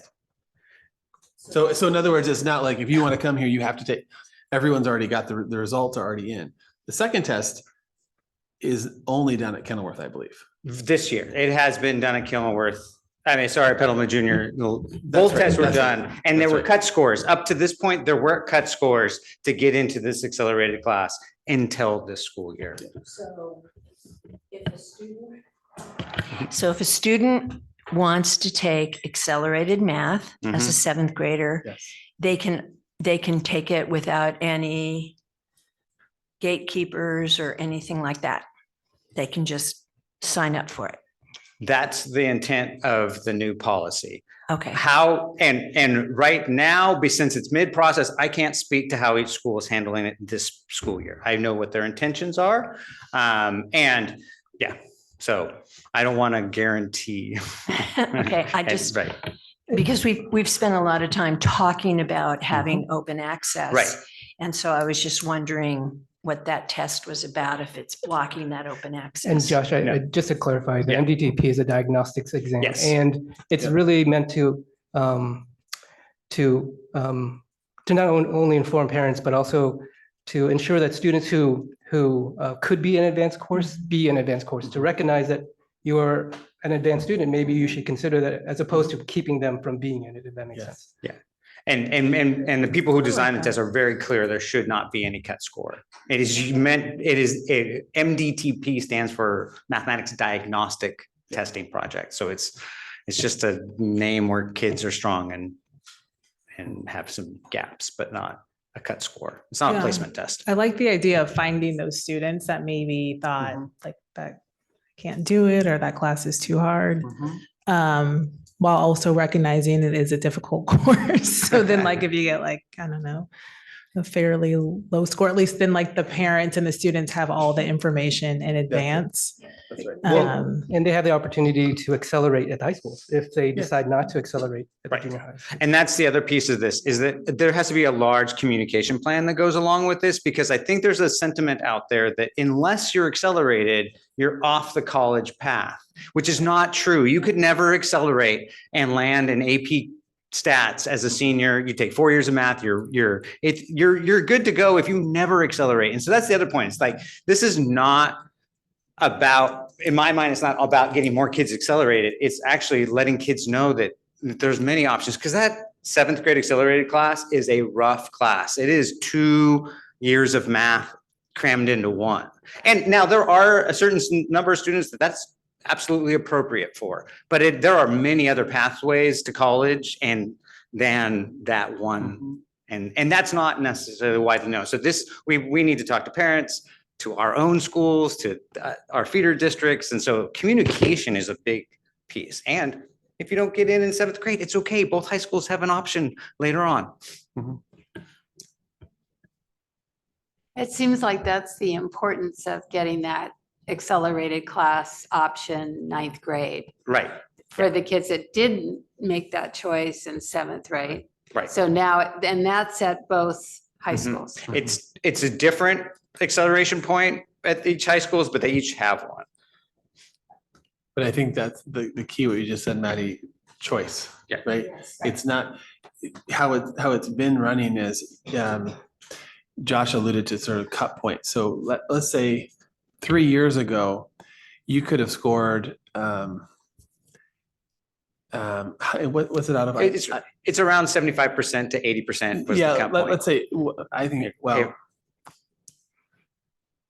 I think it's a lot higher than that, but so anyway, you could have, whatever, you scored, then fast forward 3 years, that the cut score may change depending on the year to year. So it was a floating sort of a cut point depending on number of students and their scores that year. Space. It's based on space. Yeah. So now what we're saying is, if it's, an accelerated seventh and, compacting curriculum, 7th and 8th grade in 1 year, it's not for everybody. And I'm living that dream right now. And it is with my daughter, and it's real. So it's to Josh's point, it's not about, how many students can we, push and push and push to get in there. It's more, if this is something that you want right now, great. If not, if you're going to be fine. You can also accelerate in 9th grade, creating some more on-ramps creating some more on-ramps into acceleration. And if a student doesn't want to take an accelerated math, they're going to be totally fine. They can get up to all the way through. Josh and I were talking about this. Josh has a child as well going to Yeah. seventh grade, I think next year. And so Right. we were going back and forth about, anyway. Yeah. It's about choice. And it's about making sure that our students, there's no cap. We're not saying you have to be in this high percentile. If you're a student and you want to take that on, then we want to make sure that we offer it for you. And we hopefully made that clear in the administrative regulations. And so we will build out the sections to meet the demand. Yeah. Okay, that's what I wanted to hear. Yeah. And yes, and we're not gonna run a section with 8 students. Yeah. So you have to, yeah. I mean, it might be, if you're in that margin, you're just gonna have a big class as opposed to saying you can't come in here. Yeah. Yeah. Yeah. Pardon me? 32. Yeah, well, this is what we need to figure out. I mean, I had a kid right at that margin, was excluded Right. from the accelerated. Right.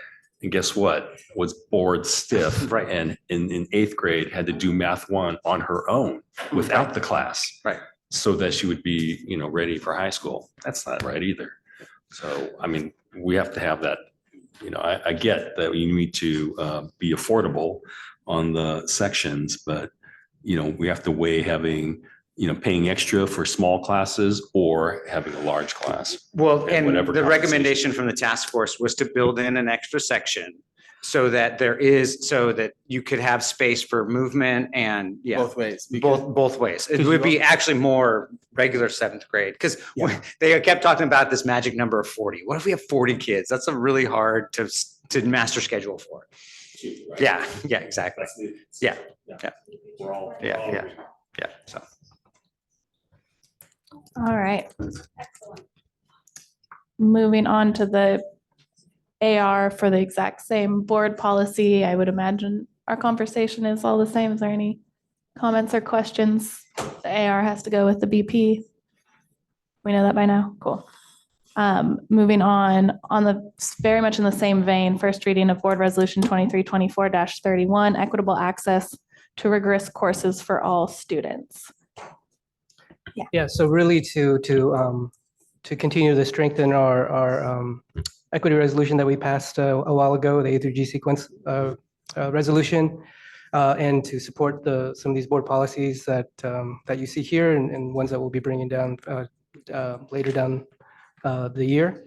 We wanted to bring forward a open access resolution that really reflects the board goals and our mission, and put it in with parameters that will help guide the work that we're doing around open access in the schools when they begin planning that process. I was really glad to see this in writing. I mean, I think most of us have a story of a kid who wasn't there the day that they offered the test to get into an AP class or whatever. And so then they didn't get in. And so this seems like it puts some teeth into that open access, and I appreciate that. So this is just for the high school, but then what about the 7th and 8th grades? So in regards to the placement? I know that we just talked about math, but I'm wondering about English because I thought we were not doing assessments anymore. Then I saw that there was a junior high that has added an assessment in the recent years. And so that didn't seem to be in line with our policy. And I don't see anything on here about that. So I can put more clear language around the parameters part, and maybe strengthen the resolve that Federal City Schools adopts open access policy that ensures all students have equitable and open access to high quality rigorous support TK-12. Oh, okay. And then in the parameters, I can strengthen it by adding junior high as well. That'd be Language around great. that, yeah. No, sorry, I'm just looking at the second page where it has like the parameters, the 9th grade and 12th grade and all of that. So as long as all of this captures the junior high schools as well. Yes. And then what are we doing, or what's the, I guess, accountability for the tests that are still happening and the assessments that are still taking place? Why are those still taking place? And what can we do about them? Well, I mean, having a policy and a resolution to support that, I think that gives the site administration charge into making, those conversations and changes at their sites. As we begin to review and discover things that has just been historical practice, I think it's now allowing the site administration to make those changes at their sites with backing from our policies and our resolution. And then allows us to go and to monitor and provide guidance based on what the board has established as the practice.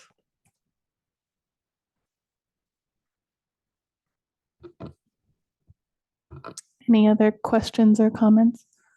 Yeah, I think once this resolution passes, we need to make sure to send the parameters to site admin so that they know in no uncertain terms, because apparently we've been unclear for the last 5 years.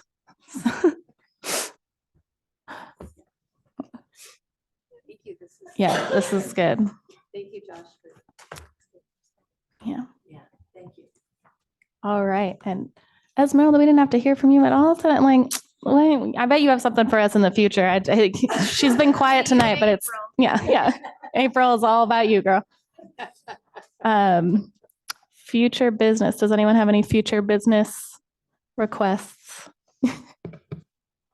I'm going to bring up transportation again. It's just my new favorite topic. Just uplifting the public comment from Shireen, just making sure that our schools that don't raise whatever threshold of money still have access to field trips, even if we move to the buses.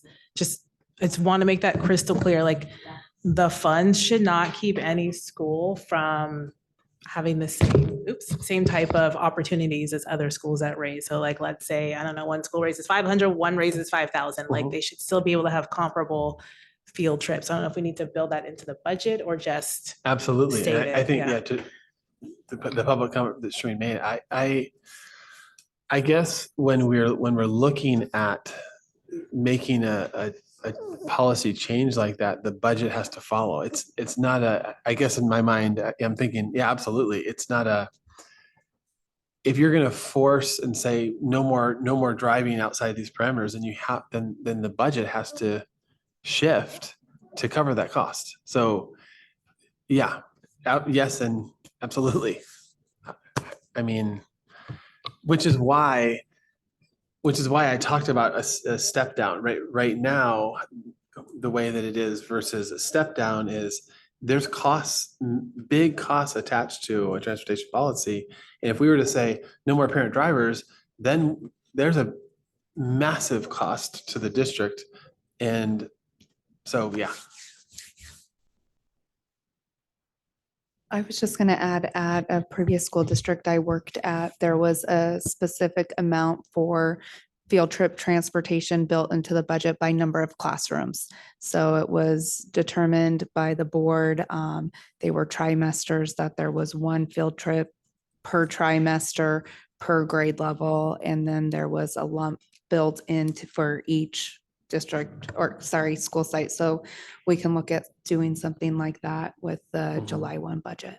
We could also look at separating out after school sports and field trips. And they don't have to be combined. Yeah, They can be separated out. And say if our maybe there's drivers more and leeway buses with- can do during the day field trips anyway, That's right. that's probably much less cost. Because no overtime, no worrying about the 8 hours between shifts and all those good safety rules. Maybe we could have a driver CTE pathway. There you go. Grow our own.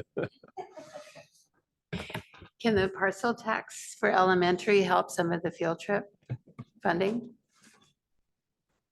The field Once it- trips are curricular, they're teacher driven. We have to look through the way that it's laid out, the parcel tax. I mean, it's primarily to support additional FTE teachers at the school site. Yeah, we have to look at that, but Future business, appointing our citizen oversight committee for Measure E, because knock on wood, it passed. It did, statistically speaking. We did, at least one of them did. Well, in that same vein, if we're going to look at parcel tax for that, can we also look at potentially if the parcel tax can be used, at least for elementary, for bringing back some of our mental health supports? It can be used for that, right? Hiring staff, or was it just teachers? It was teachers and staff. It was right? all staff. Yeah. Yeah. Teachers is just the word that pulled really well with the Right. community. yeah, but we said teachers and staff all the Okay. time, in the language. that we Just use. looking at that and what the cost would be of bringing Mhm. some of those back. I mean, especially, Maddie brought up the wellness centers, and I know that super cute presentation from Grant about trusted adult. I mean, it's just so important, that social emotional factor. So Yeah, I think we talked all throughout the campaign, particularly the elementary, about the trusted adult, more staff on our campus, more trusted adults on our campus. At elementary, really focusing in on the additional FTE with thinking about specialists. One thing that kept coming up over and over was world language, science and coding, robotics. Our art and music that we've got going on, and then looking at from the classified perspective around student advisors, and that being the really critical position for us at those 7 elementary campuses. So we'll have more to come when we get the final results. I just have a real quick one. Bike to School Day is Wednesday, May 8th. And, I'd really like to see all of our sites participate. A lot of times they do, but they have to sign up by April 10th. And so they sign up through the Safe Routes to School website. And I think most of them have done it, but there's a whole bunch of them that have not ever signed up for it or have not signed up for it yet. So I was just wondering if we could send out a reminder. Esmeralda. Esmeralda. Leads that committee. Huh? They sign up through the hello.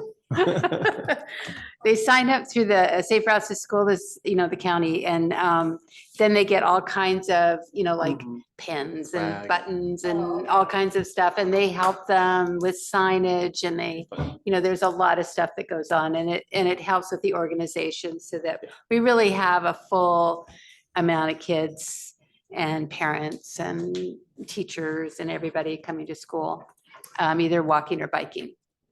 So it helps with all the promotion, and they pay for all of that.